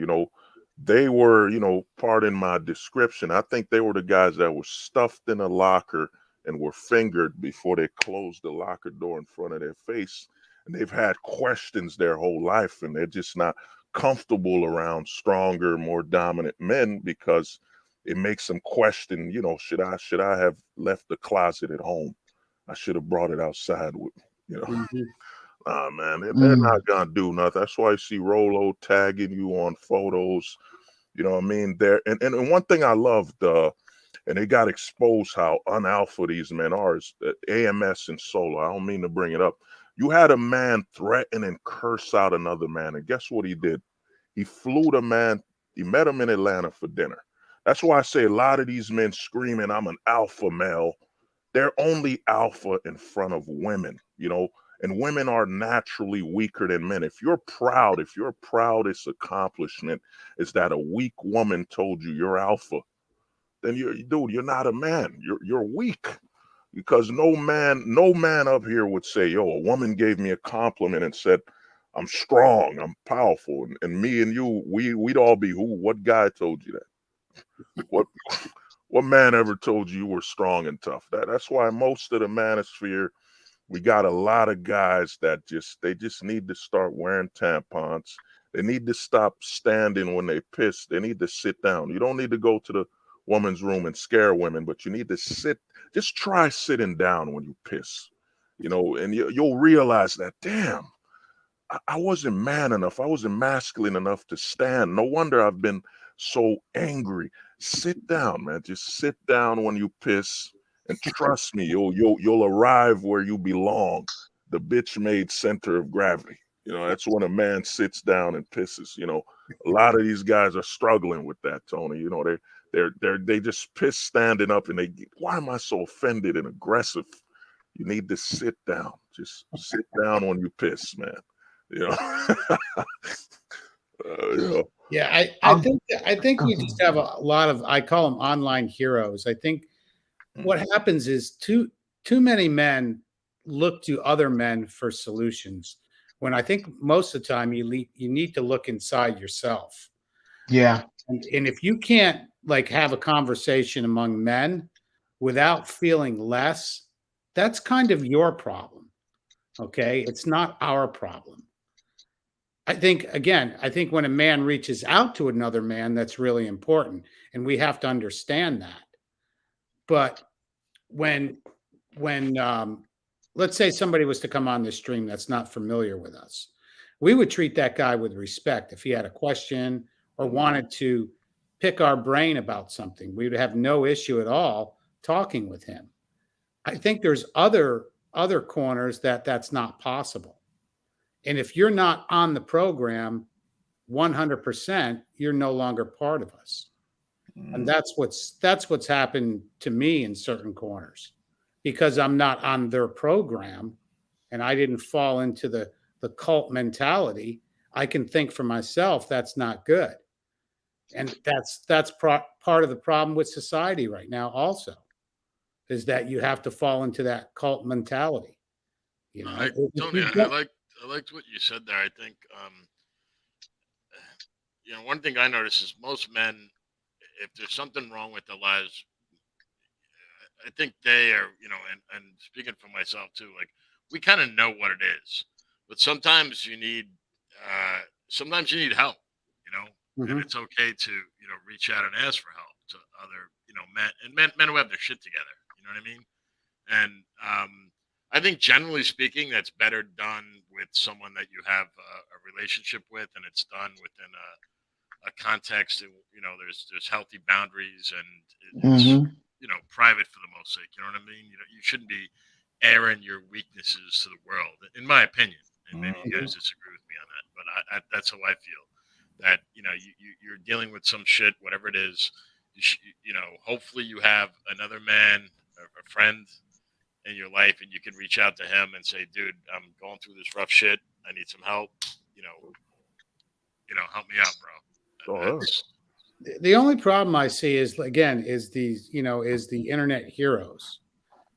I think guys are drawn into a space that they see this repetitive comments about the content creator, not about helping anybody, but about the creator himself. And I think that's where the problem stands, is that is that it's no longer about the message, it's about the man. And I think that's where the manosphere is failing people. And certain corners of the manosphere fail men, is by not letting them speak about what their issues are. If you don't align with us right from the get-go, you're already gone. That's one of the biggest problems I think we have. Are you talking about the cult of the other people? Cult of personality. Yeah. Yeah, no, I agree with that, but I think that, maybe I'm wrong in this. I hope I'm not, but I think a lot of these people just ultimately end up self-destructing. But maybe I'm not. I wouldn't be the first time I was wrong. Oh, no, you're correct. Well, I mean, one thing Tony brings up, and I brought this up, we got a lot of guys. Oh, you got to turn that. I get who it is. It's somebody that's a troll. That's trolling me, whatever, But no, you got to, and that's probably Luigi's bum ass, you know what I mean? But basically, man, we have a lot of men, and you could see them when they make these messages, I'm leaving the manosphere.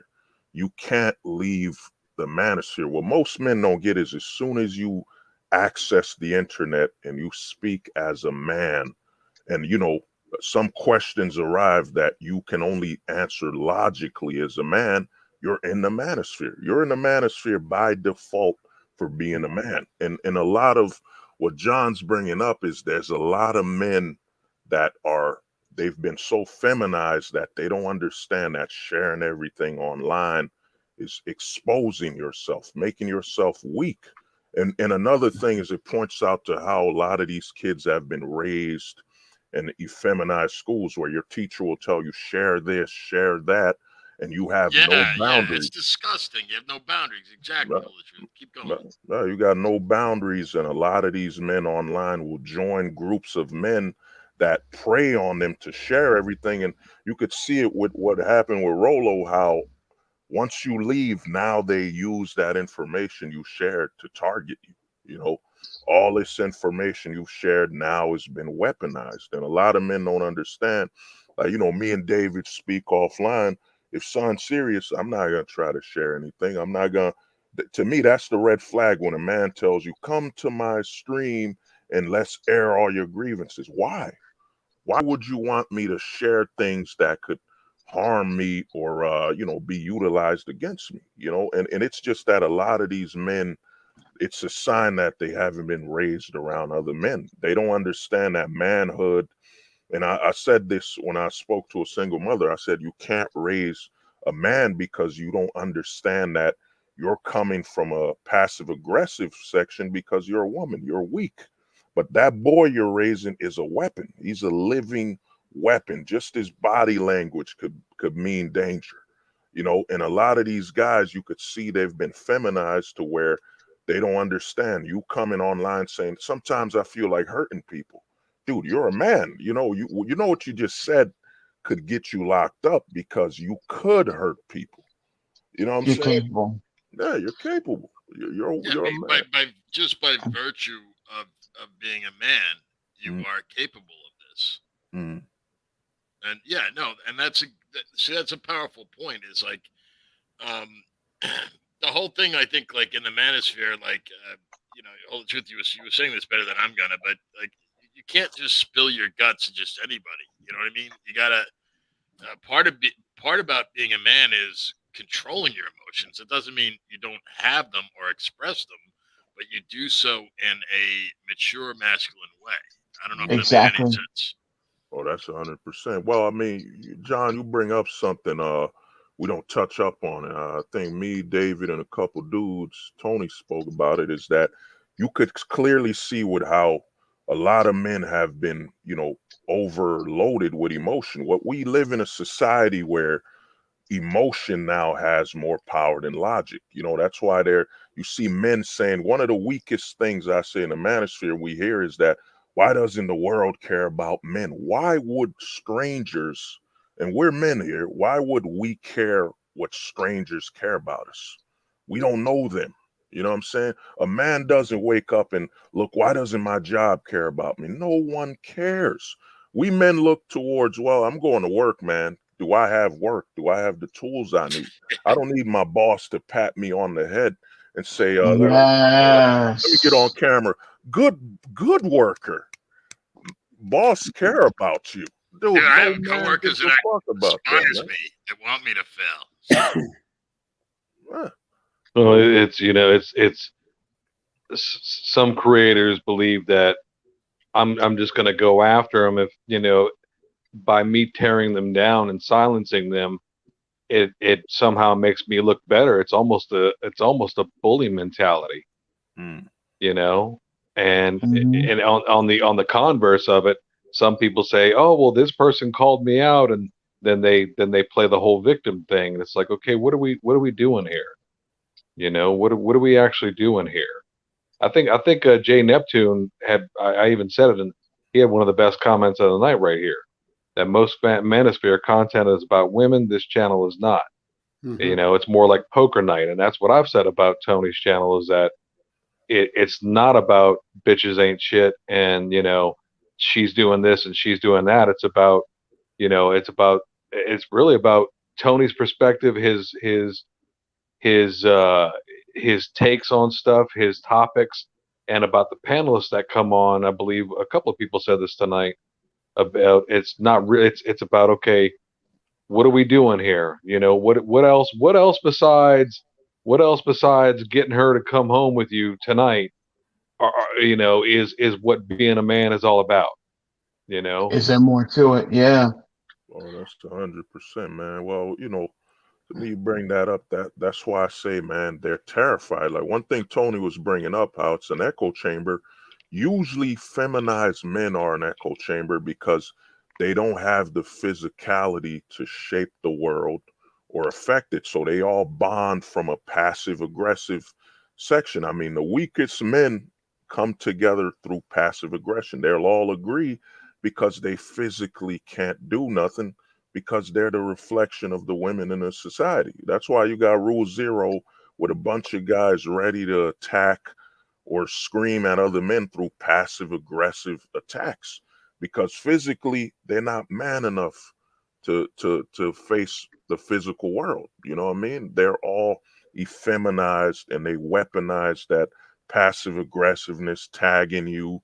That photo that dude had was of my I think it was one of my family relatives that could easily be found on Facebook, and they expect you to be terrified or worried. Dude, it's on Facebook. You have Photoshop just like I have Photoshop. I'm not worried about it. But that's the passive attacks. And a good example is they had a video of a guy named Luigi running away from a guy while cursing him out and saying, you don't belong here. Yeah, I know Luigi. Yeah, in the presence of the physical world, what do? They cower, they run. I mean, if Rolo really met Tony, he'd be sweating, cracking his knuckles, and say, let me get all. I'm Tony. You know everything I said. It was all my fingers doing. Tony, I got Perkinson's. Tony, just it's just all the hands. It's not. I've met him. I've hung out with him before. I know him personally. Yeah, absolutely. Oh, yeah. I just it's funny when go back to what you said is about things that were said in private, and there's things that I have said to Rollo in private he has said to me, and would I ever bring them up? No, absolutely not. There's a lot of things that were said in private, and there's been things that said in private with Donovan, with Richard Cooper. I wouldn't bring those up. Do I ever delete a text message or an email? Absolutely not. So every direct. No, but Tony, I like what you said there though, because that's having healthy boundaries, right? Yeah, I don't have any reason to go back, and I'm not going to screen cap anything or do anything like that. Now, if somebody does it to me, yeah, there might be a little bit of repercussion. I have no issue with that, But it's also, we talk about, I talk about like trust, and trust is a big thing. Like some of our after parties on these streams sometimes have lasted till 4 a.m. I did one stream where I called it Backstage Pass, and it was crazy because I don't know if anybody remembers that, if anybody was backstage, but I had guys coming on until 4 a.m. They were just lining up. I was in one of those. Yeah, to come back and just talk frank without any kind of censorship. guys were camming up I've never seen, such like Caduceus. No, yeah, it's the first time I saw what Caduceus looked like. Yeah, and JP and guys like that. And it was actually refreshing to see their faces. But I look at that, I respect that in a big way. And the reason I respect that, because there's a major trust factor there. Knowing I'm not going to dox these guys. What stays backstage, what happens backstage stays backstage. And I think that's that's really important, because we've had some great conversations. There's been backstage after shows where I'm like, this is better than the stream. I wish I could stream this, but I understand why we can't sometimes. Anonymity sometimes too. Yeah. Like anonymity. But I think what happens is when the cameras go off, people loosen up a little bit. You know what I mean? Yeah. And that's okay. But I think a lot of those backstage parties are just as important as the live stream sometimes. Because absolutely. No, but Tony, sometimes like some things are not meant to be totally set out in public. Like you can't, I mean, that's having, back to hold the truth. That's having healthy boundaries, You know what I was gonna say too, and add, I love the fact y'all brought this up. Hold the Truth's familiar with that story. What happened to me with Abba and Preach when I went on Kev. This is about a year ago, and I was in a lost place. I went to Kevin Samuels of all people to get advice. What happened was he used the footage of what I said as a proof that he speaks to men a certain way. And I was like, wow, they're gonna turn around and use what I expressed on his show like that.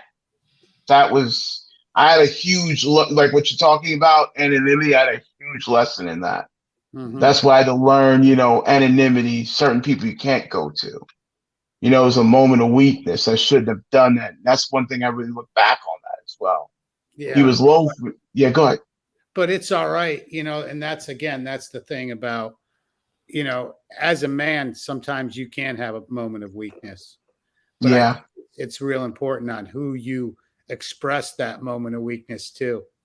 That's the most important part, is be careful who you bleed to. Don't bleed to everybody, but sometimes you gotta bleed, and that's okay.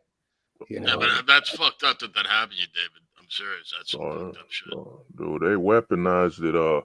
Because, David was talking, and I saw the video where he was bringing up positives. He's trying to better himself, and all the guy kept doing was putting him down, because that's basically what it's become, is that they weaponize. That's why I say certain guys, you got the Rule Zero, and what Anthony Johnson went through with Rolo on them is that they're feminized. And what do women do? They're passive aggressive. So their ears are open. They're listening to everything you're saying. Damn, they're just scouting. What can I use from a conversation from them? And bam, next thing you know, they weaponize it. They weaponize your own words, and they shift it. They use passive aggressive tactics. And that's why I'd say, a man, when you talk, you got to speak as though even on this panel, we're all talking. We're all mentally playing chess. We know certain walls we won't cross. It's like boundaries, and we don't want to disrespect the host. And a lot of people think disrespecting the host is me cursing at somebody or Tony. No, disrespecting Tony will be me putting out information that doesn't need to be shared. You know what I'm saying? Because now I'm putting liabilities on Tony. Oh man, he was on this stream, he was having a mental breakdown or whatever. Now I've weaponized what I'm going through as a weapon against Tony. You know what I'm saying? You have to know your boundaries, because certain things you're sharing could hurt the person that's talking to you. You know what I mean? So and that's it's funny, because when you say that too, like boundaries, I think that's important. I think in the echo chamber, there are no boundaries. That's correct. Yeah, there are no boundaries. You're fair game. You are the lion's feeding time is what it is when you're in an echo chamber. And like here, I don't want that to happen. I don't want, again, that's why I say I don't give advice. I give support. And I mean that. I remember the first time that I mentioned that, and this was a while ago, that anybody wants to reach out to me or talk to me, go for it. Send me a direct message on Twitter. Here's my email. And I was surprised on how many men reached out right off the bat. Let me bring Caduceus. Caduceus, you? Yeah, it is. Good. Yeah. And I was surprised on how many people that reached out to me. Not only men, but women also that had questions for me. And I don't answer questions. There was certain predicaments. One guy had a predicament with a woman, and all I told him is that you know what the right thing to do is. If the fact that you asked me the question, you already knew the answer. Oh, that's And deep. That's deep, Tony. That is yeah, deep. I mean, it was plain and simple. If you have to ask it, most of the time you know the answer. You just want somebody to validate you. Yeah, And but that's the thing. They want another man, or they almost need another man to actually say it. Mm-hmm. You know what I mean? Like sometimes that's all it takes. Well, I think it's because you got to look at our schooling and what we've been raised, dude. I can look back at school and say, man, over 70%, over 80%, over 90% of the teachers were women. So now when 99%. Oh, that is, over that. But when you ask a man a question, I'm not just asking Tony a question. I'm asking another man. So if Tony answers it a certain way, what Tony said, they're asking him a question, they know the answer. They're trying to see if it'll reflect through Tony. So if I come to Tony with a question, he's a mirror image of another man. So if that question comes back and the feedback is positive, then I know it's possible, because your whole life you've been bouncing your question through women that don't understand what you're going through. I tell a lot of men here, Caduceus knows, David knows, and I tell a lot of men the most dangerous. I had to even make a video about it where I tell men you can't really get help from a psychologist, because if the psychologist is part of the problematic system, you're volunteering for your destruction through them using mental evaluation to say you're physically doomed. A guy, I would not be comfortable talking the way I'm talking to a psychologist that's plugged into the system. That's why when Caduceus said he's in the medical field, I'm like, yo, this is positive that we got guys in the manosphere that can talk to you without having that need to plug you back in the system. Oh man, you're out of shape.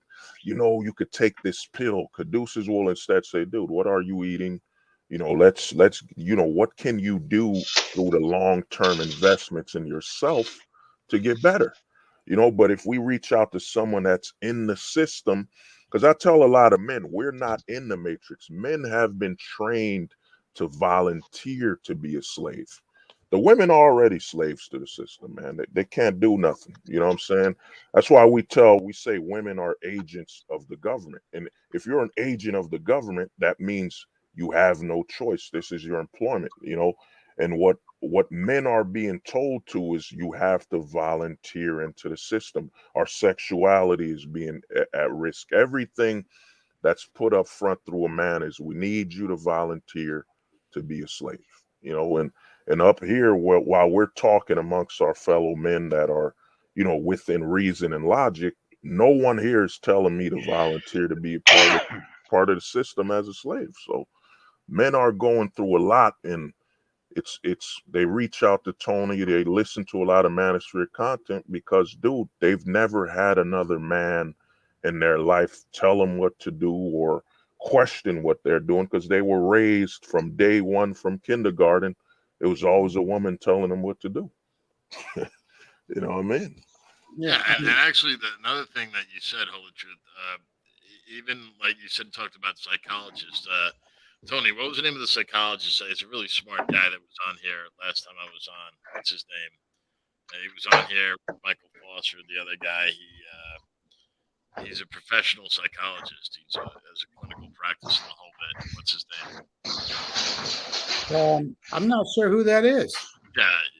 What's his name? Sean P. Smith. I think you might be referring to Sean P. Smith. Sean Smith. Oh, okay. All right. Okay. Yeah, and he was even talking about how the APA, the American Psychological Association, had pretty much pathologized masculinity in their. I think it came out earlier this year or last year, where they actually said the traits of masculinity are this negative pathology that needs to be psychologically exercised from men.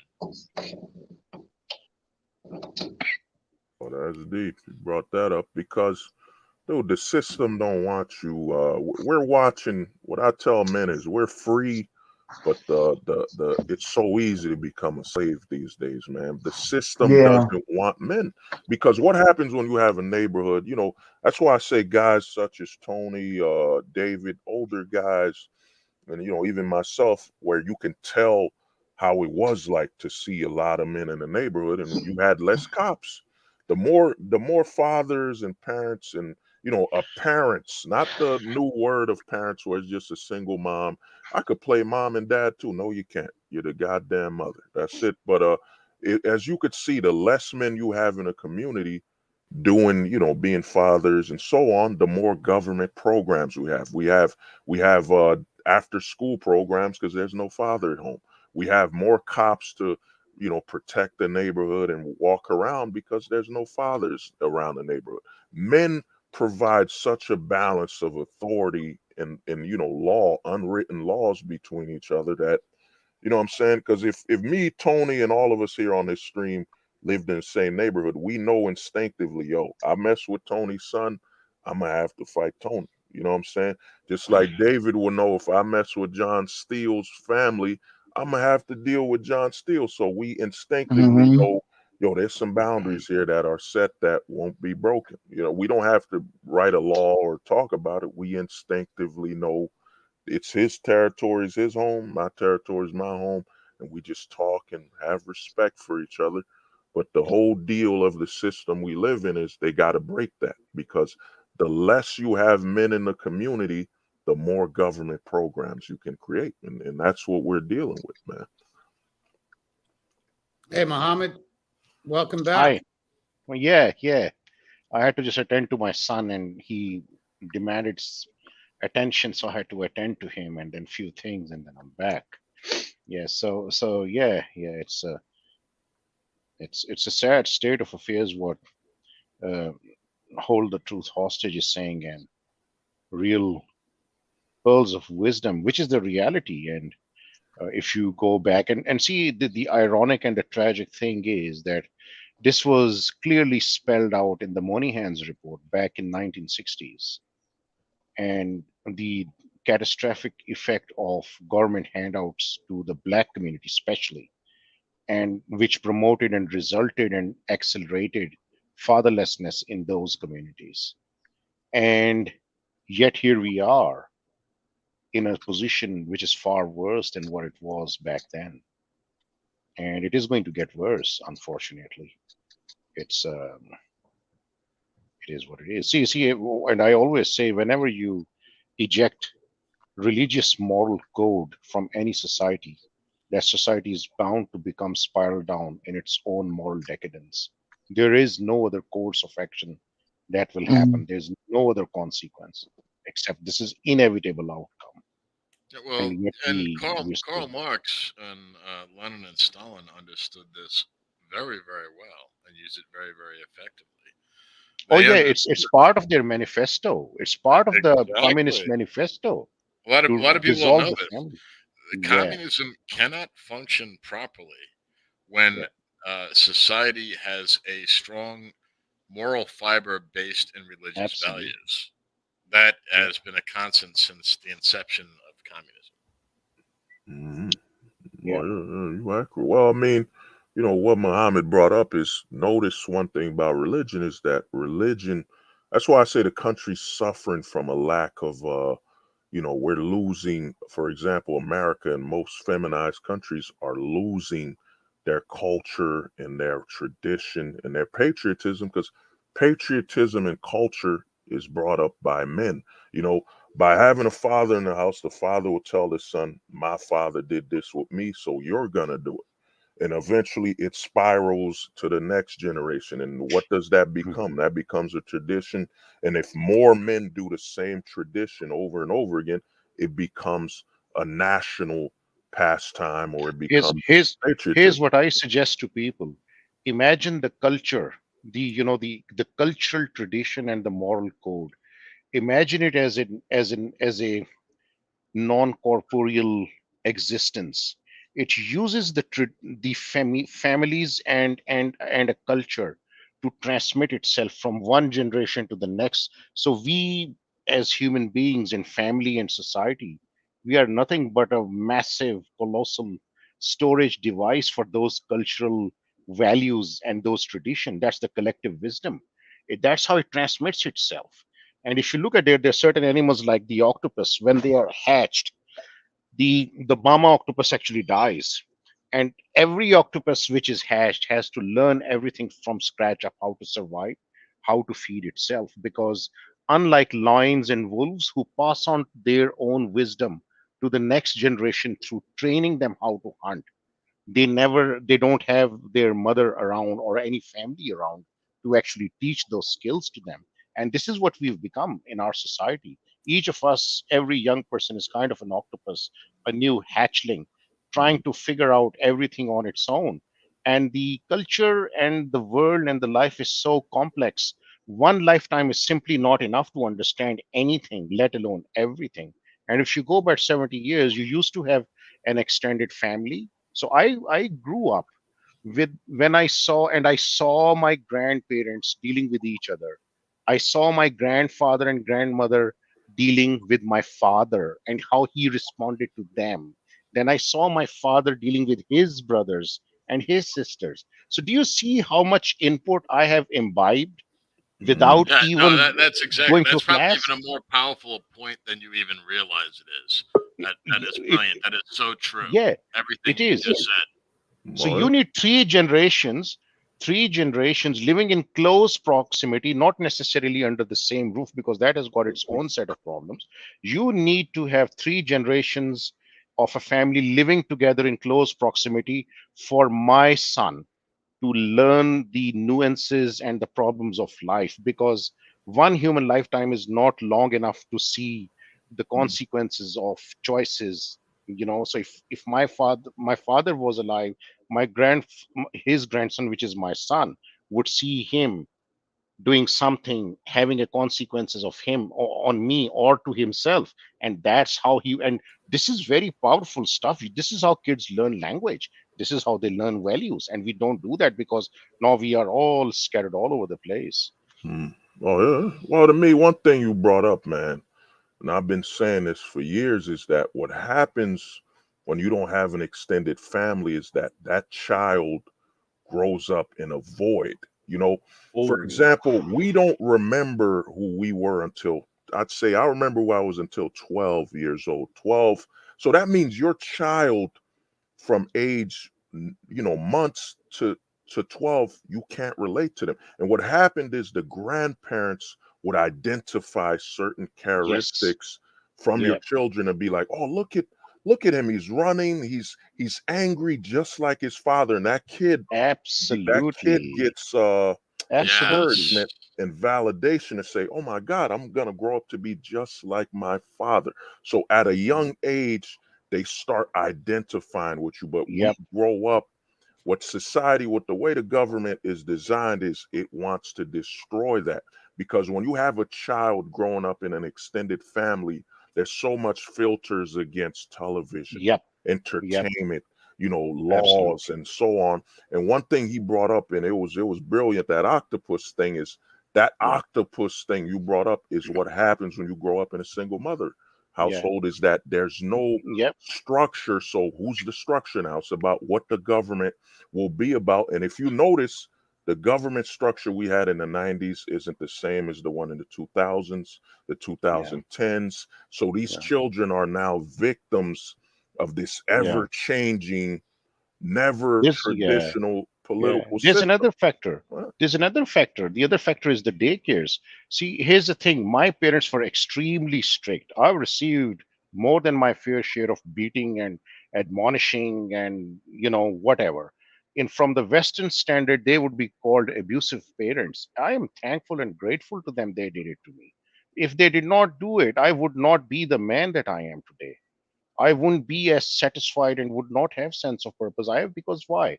Yes, my mother beat me. My mother was very angry at me, whatever. But at the same time, I remember she would get up for me in the morning 1 hour before I would get up to get my food ready, to get my uniform ready.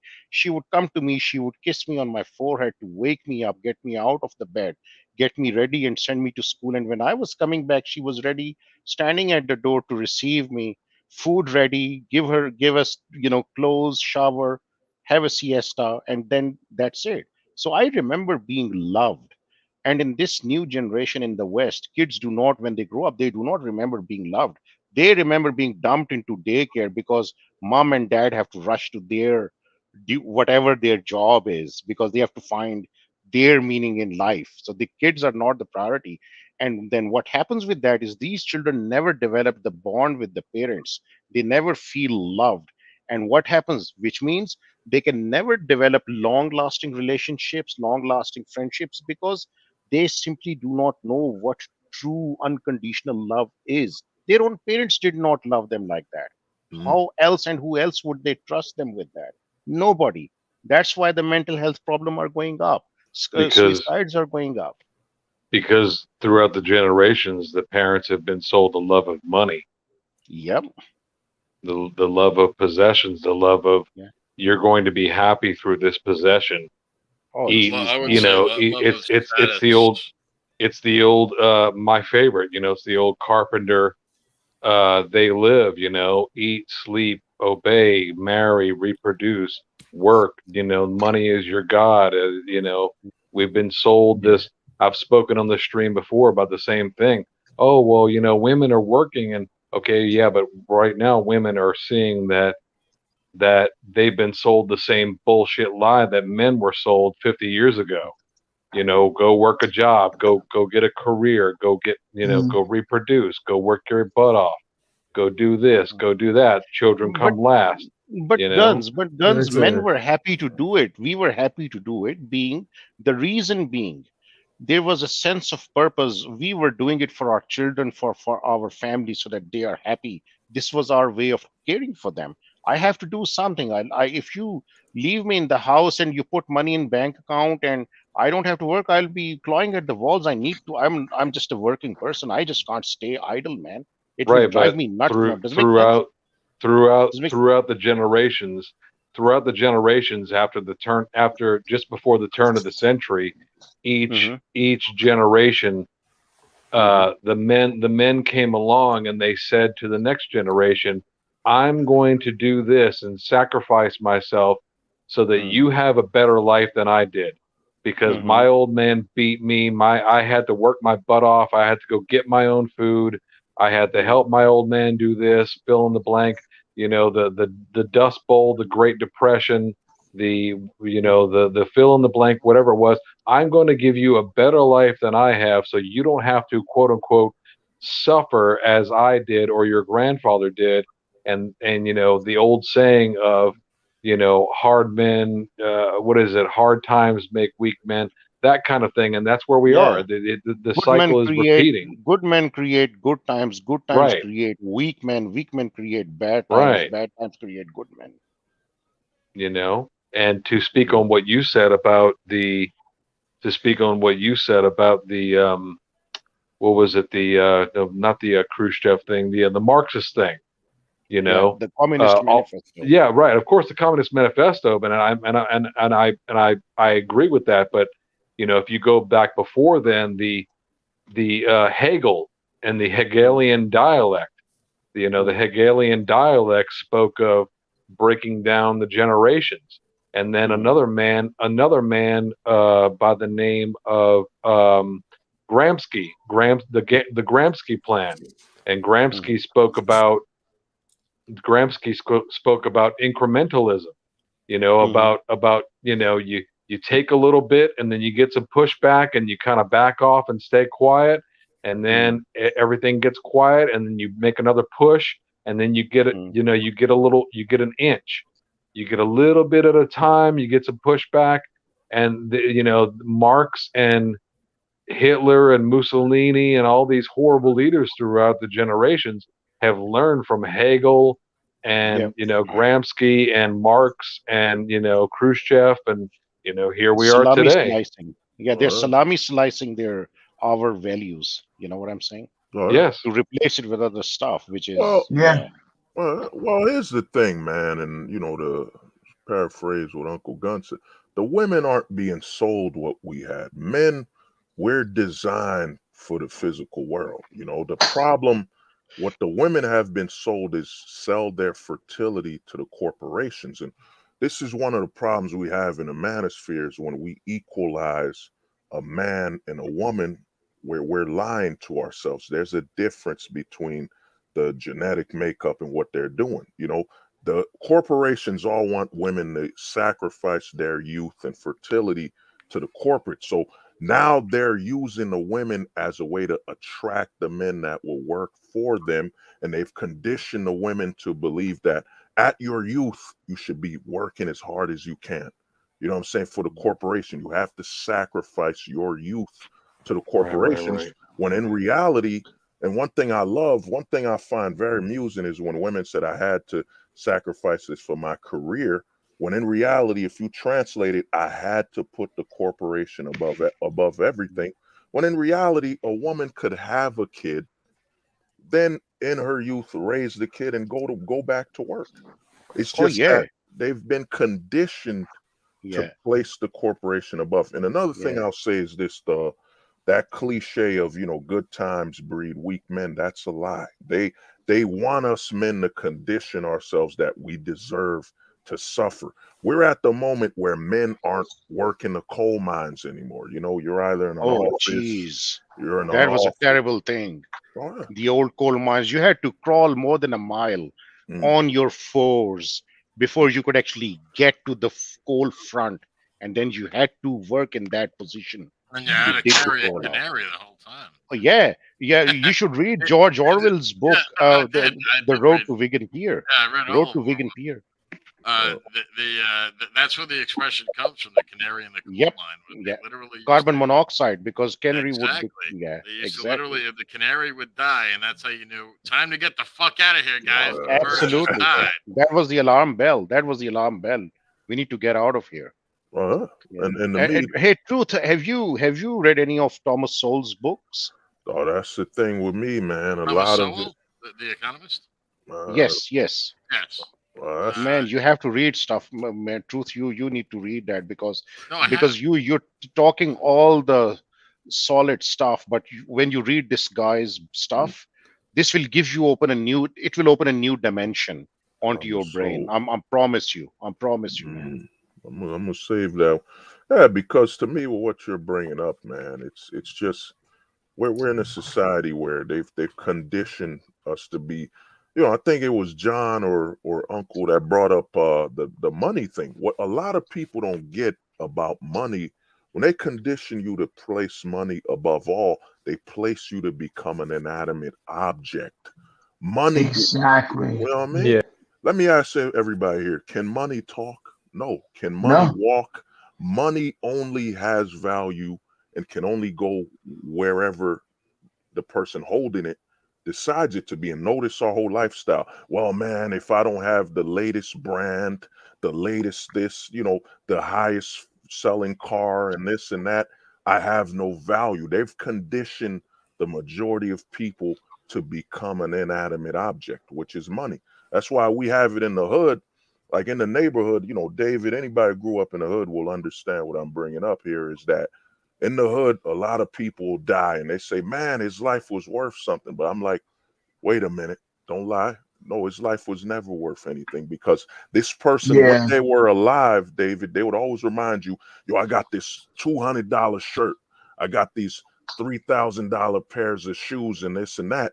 They would always tell you the highest value thing I have is this inanimate object. And when they die, they finally become what they've been bragging about, an inanimate object, money, which has no life, nothing, It's like that song from Kanye West. Sorry to interrupt. That song from Kanye West, All Falls Down, when he said about when he was in front of the mirror, buying his watch, saying, you ain't up on this. Yeah, go ahead. Sorry about that, man. Well, I was just gonna say that it goes beyond just the love for money, though. It's like you talk about these jobs; they feed the ego with the titles and awards that they Yes. give them. Instead of being a janitor, you're a sanitation executive or something like that. Or my job, I was a medical scribe, and then I took a $1 raise to be able to, so I could train people pretty much. I went from being just a scribe to a scribe ambassador. Like, all these titles like that just feed the ego. Like look up how many. Like I would just ask, like, how many people have president or executive or vice president in their name, in their title. It's insane. Well, today is Veterans Day, and I just said the garbage man didn't come. So, I didn't give him a fancy title. It's the garbage man. Yeah, it's the garbage man, but he's probably a sanitation expert. He's a Probably what his title is. Engineer George Carlin. Yeah, you notice that everybody's an engineer now. Is anybody old Yeah. enough, like Tony is, and I know I am, but anybody remember when they used to call them secretaries instead of administrative assistants? You got stewardess to flight Stewardess, attendant. flight attendant. Yeah, there's a million of them. It's all this bullshit, Or Yeah, I remember when there used to be a personnel department instead of quote unquote human resources. Give me a fucking break. Yeah, I mean, like it's a means to boost the ego. I gotta say this one. The one that really pisses me off. Instead of employees, they're calling them team members. Fuck you. Oh yeah. Fuck you, team members. Dude, I hate when the companies they try to promote themselves like a family. Associates. I hate when the companies try to make it seem like a family, because then they'll start doing like they'll start doing like some social activities, but they end up being practically mandatory, because then otherwise you won't be a team player. Yep. Oh yeah, I've been called antisocial for not going to dinner with. This was years ago. Not going to dinner, or they say, "Oh, Dave always ghosts us when he leaves for work." Another employee commented, "Well, he just has a separate life. He's not really trying to, he's here to help, but that's about it." Yeah, I mean, you spend most of your time with your coworkers. And that's the not rest of fun. that time's precious. Oh yeah, I'm off tonight. Let me just go out with my coworkers that I already spend maybe 40, 50, 60 hours a week with. Yep. Most of them I can't stand anyway. Yeah. Hey, Tony, let me know when you're gonna keep this. Want to go offline for a bit so we can talk for real a little bit, or? Yeah, shortly. Yeah, I'm going to start wrapping it up. I was going to show you guys an old picture. This is me and my pops back in the day. Whoa. Nice. I see the leather, Man. Tony. I see the glasses. Dad was a Chad back then. Yeah. Yeah. The lineage of a Chad. All my dad had to do was throw that leather jacket on, and that was it. It's the leather jacket of Tony. It's a leather. He says, "Son, I pass this down on to you." That's right. You're gonna grow into this jacket, son, and you'll be the most respected man in his neighborhood. That picture is probably 50 years old. Wow. Oh no shit, really? Oh, that's respect. Oh yeah, look Wow. at that. Family And that's one thing that's missing too. Things that are passed down to kids. Right now, the biggest thing, I hope y'all agree with me, the biggest thing that's getting passed down is nothing but debt. And that's what I've noticed. It seems like it's all been nothing but debt that's been passed down most of the kids. Oh, debt and victimhood, man. Proud to be a victim. You know what I mean? It's not even, what was that song? Wanna be an American? Nah, man. I want to be a victim. Yeah. Because what was that shit? Because what is it? Privilege ain't free.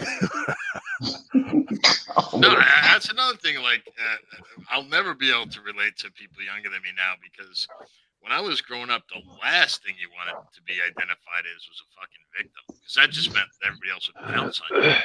Now people struggle for that fucking title. Know your worth. Know your truth. Know your truth. You live your truth. Live your truth.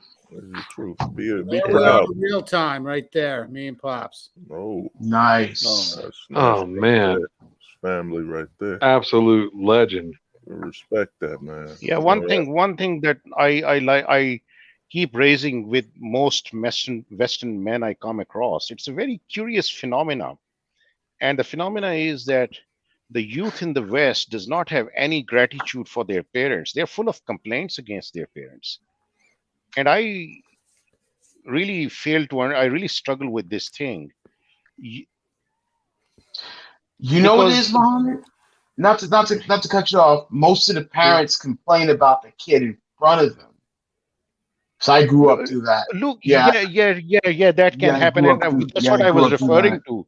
The daycare generation actually, I have a better thing to say. Actually, no, hang on. Douglas Murray did a talk in Mm. Israel in Tel Aviv University.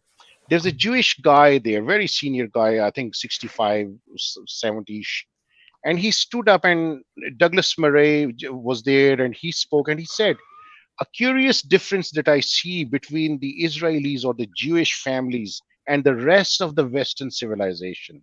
You're talking about And Douglas he Murray. You're said, talking about the evolutionary psychologist. no. He might be, but he said this thing.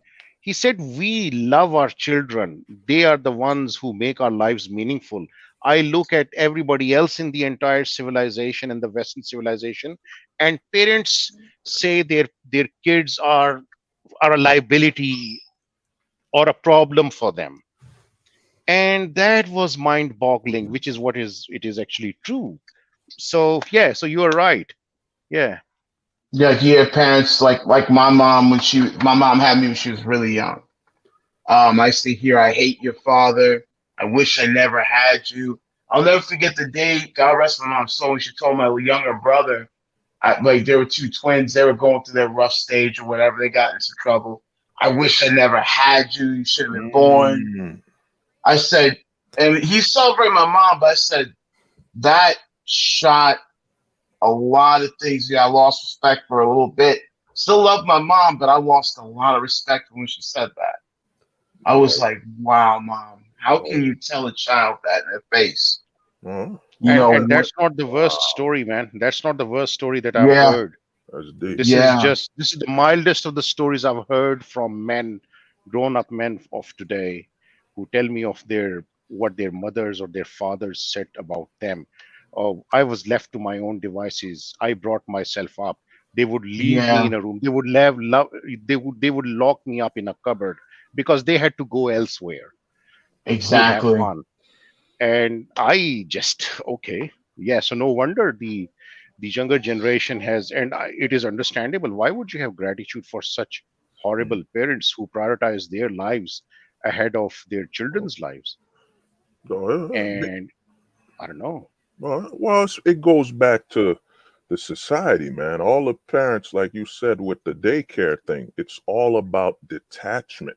Think about what they tell Yes, people. yes, They tell a lot of parents, oh man, Mhm. you can't afford to live your own life. They make it seem as though your children are truth. not Truth, part of can I your say life. something? Because you said something really important there, the attachment word that you used. You know what? And that's what my theory and hypothesis is. See, in my culture, like when my son and daughter were growing up, there was Mhm. no concept in my head to put them into daycare. My son still sleeps with me. He's 7.5. He's too attached with me. To me, he's the most important entity in the entire world, and my daughter.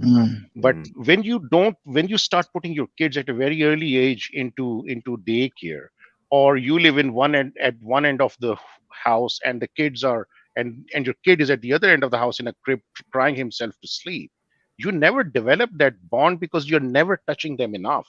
If you don't touch your children, if you don't touch your dog, you will never develop that affection. So now the dog can sleep with people in their beds, but children can't sleep in the bed of the parents. Does it Mhm. make, it's like mind-boggling. So my hypothesis, they never develop that bond, that affection that you mentioned, because they never touch their children enough, and Well, that is why this affection and bond is lacking. Yeah. well. Well, I would say that the daycare stuff has gotten to the point where I never went to daycares. My mom stayed at home and was able to take care of me. But it was to the point where I remember being younger, and a lot of the people that I would hang out with at school or after school, they like so many of them went to the same daycare where they like when it came to like summertime or like coming back after summer, like they had such strong bonds just from being in daycare together because they were just I'll going out. It I'll was tell you a kind of very crazy. s- It made you I'll feel left out for not being in daycare, even though you had the good thing. I'll, Is I'll the tell you point I was trying something to say. really sad. When I used to go and pick up my son from the preschool, and he was there for a short while in the daycare, and I would Mhm. go and I would get on. My son would hide and he would play with me, and I would get onto my, like become a horse or whatever.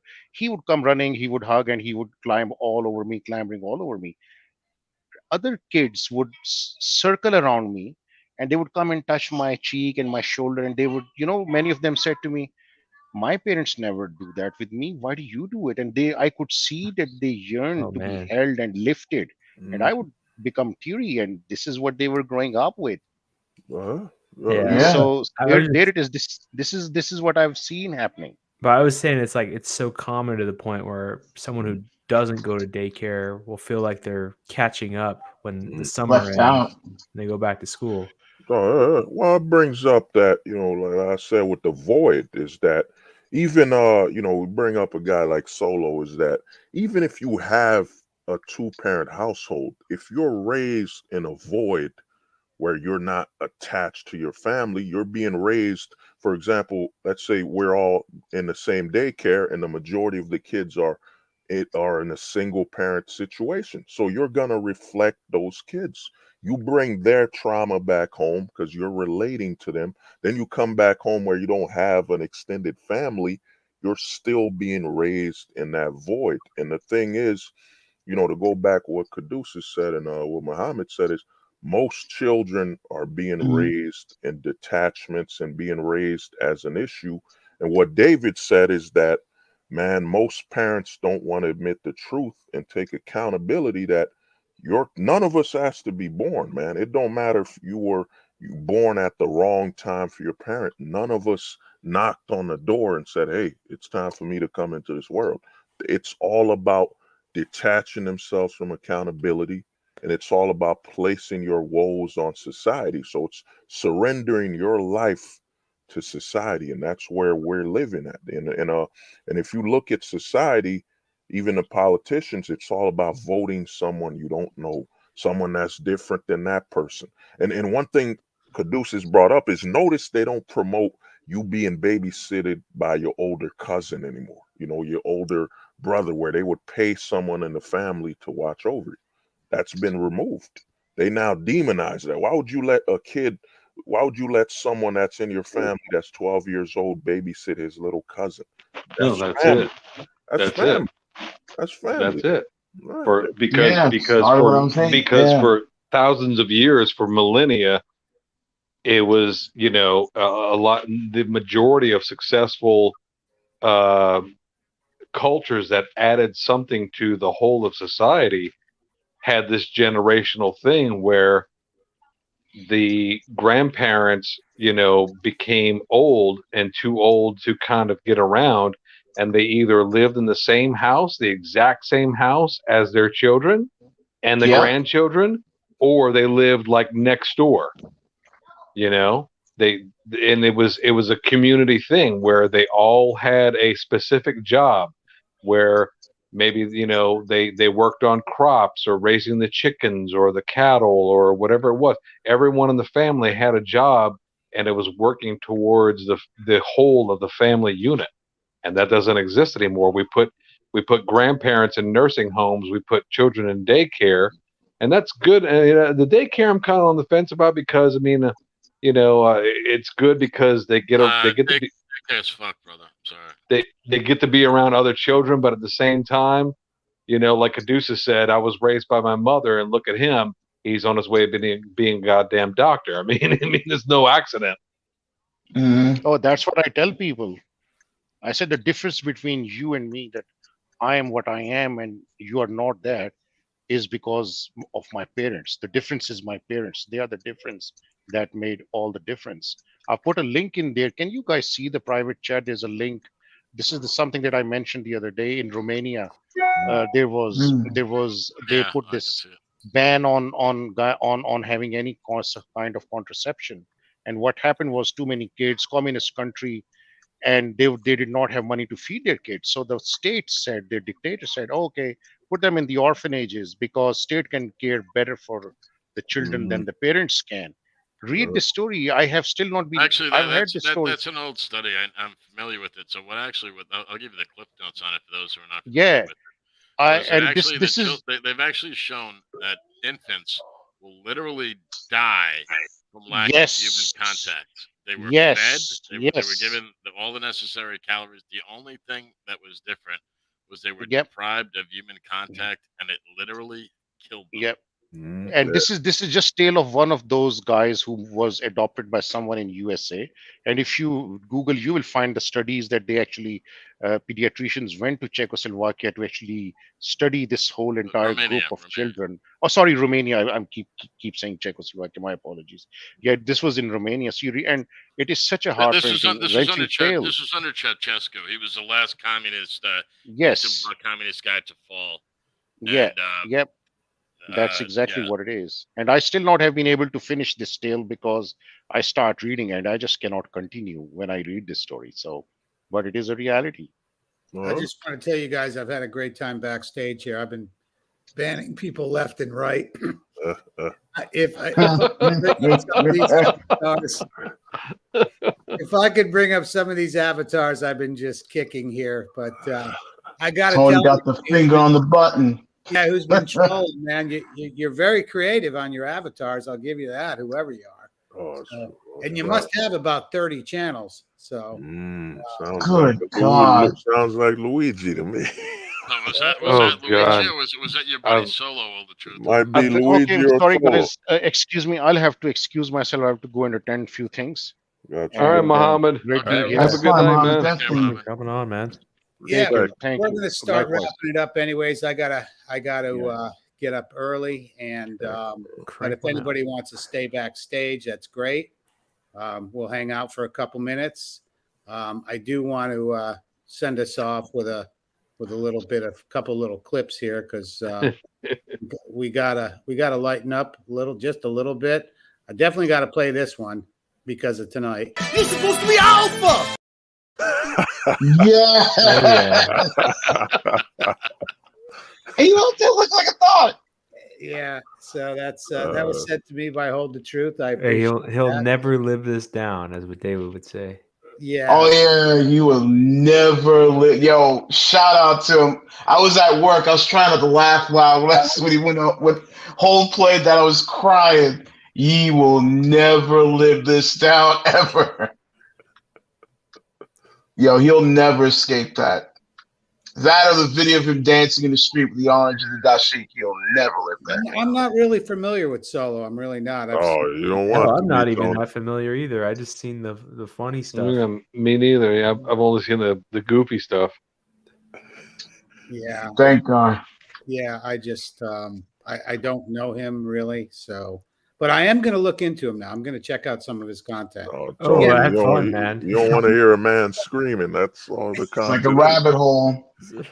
I'm not a big we'll say anymore a big content consumer. I watch, there's certain people I watch anytime Hold the Truth is on, and certain people that I subscribe to, of course, but I'm just not big on checking out stuff I just don't care about, I guess.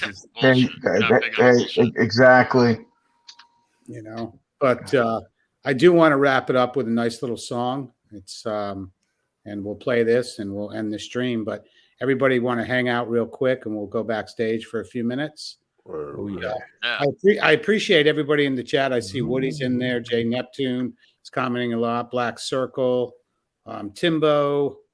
Who else do we got here? A lot of people tonight, but I appreciate everybody coming on. And just so you know, Saturday night, Get It Off Your Chest will probably be coming in 2 weeks. So nice. Oh yeah, baby. Extreme, man, where you can come on and get it off your chest, talk about anything you want to. We're going to go back to Gonzo News. We're going to have a couple different segments as usual, and it's a good time. So I'm going to That'll be good for that week, especially since Thanksgiving's coming up. Yep. So it's going to be a good time. So we'll bring it back. You need Gonzo to draw a rosebud. That's right. It's funny too, because this is Gonzo had This was one of the first Saturday night streams. And that's a hard ass cover right there. yeah, Gonzo Nice. made everything we were talking about. He Holy was smokes. he was drawing while we were talking. Talented, man. Yeah. Oh, Gonzo's the best, man. Yeah. This is about a year old, so this is where it started on Saturday night. So that's dope right there. yeah, but I appreciate yeah. everybody coming on, and I'm going to end it with a nice little song, and we can all enjoy this song together, maybe even sing along. So Yeah, let's do it. yeah, I appreciate everybody, and we'll see you backstage in a few. And have a good night. Much love, honor, and respect to everybody. Peace. Rolo, why you gotta be so fucked? Rolo, rational ways to get cut. And why you gotta mess with Tony? Tony's a pretty cool guy. He decided he didn't want to play your games that hurt your feelings and you're crying.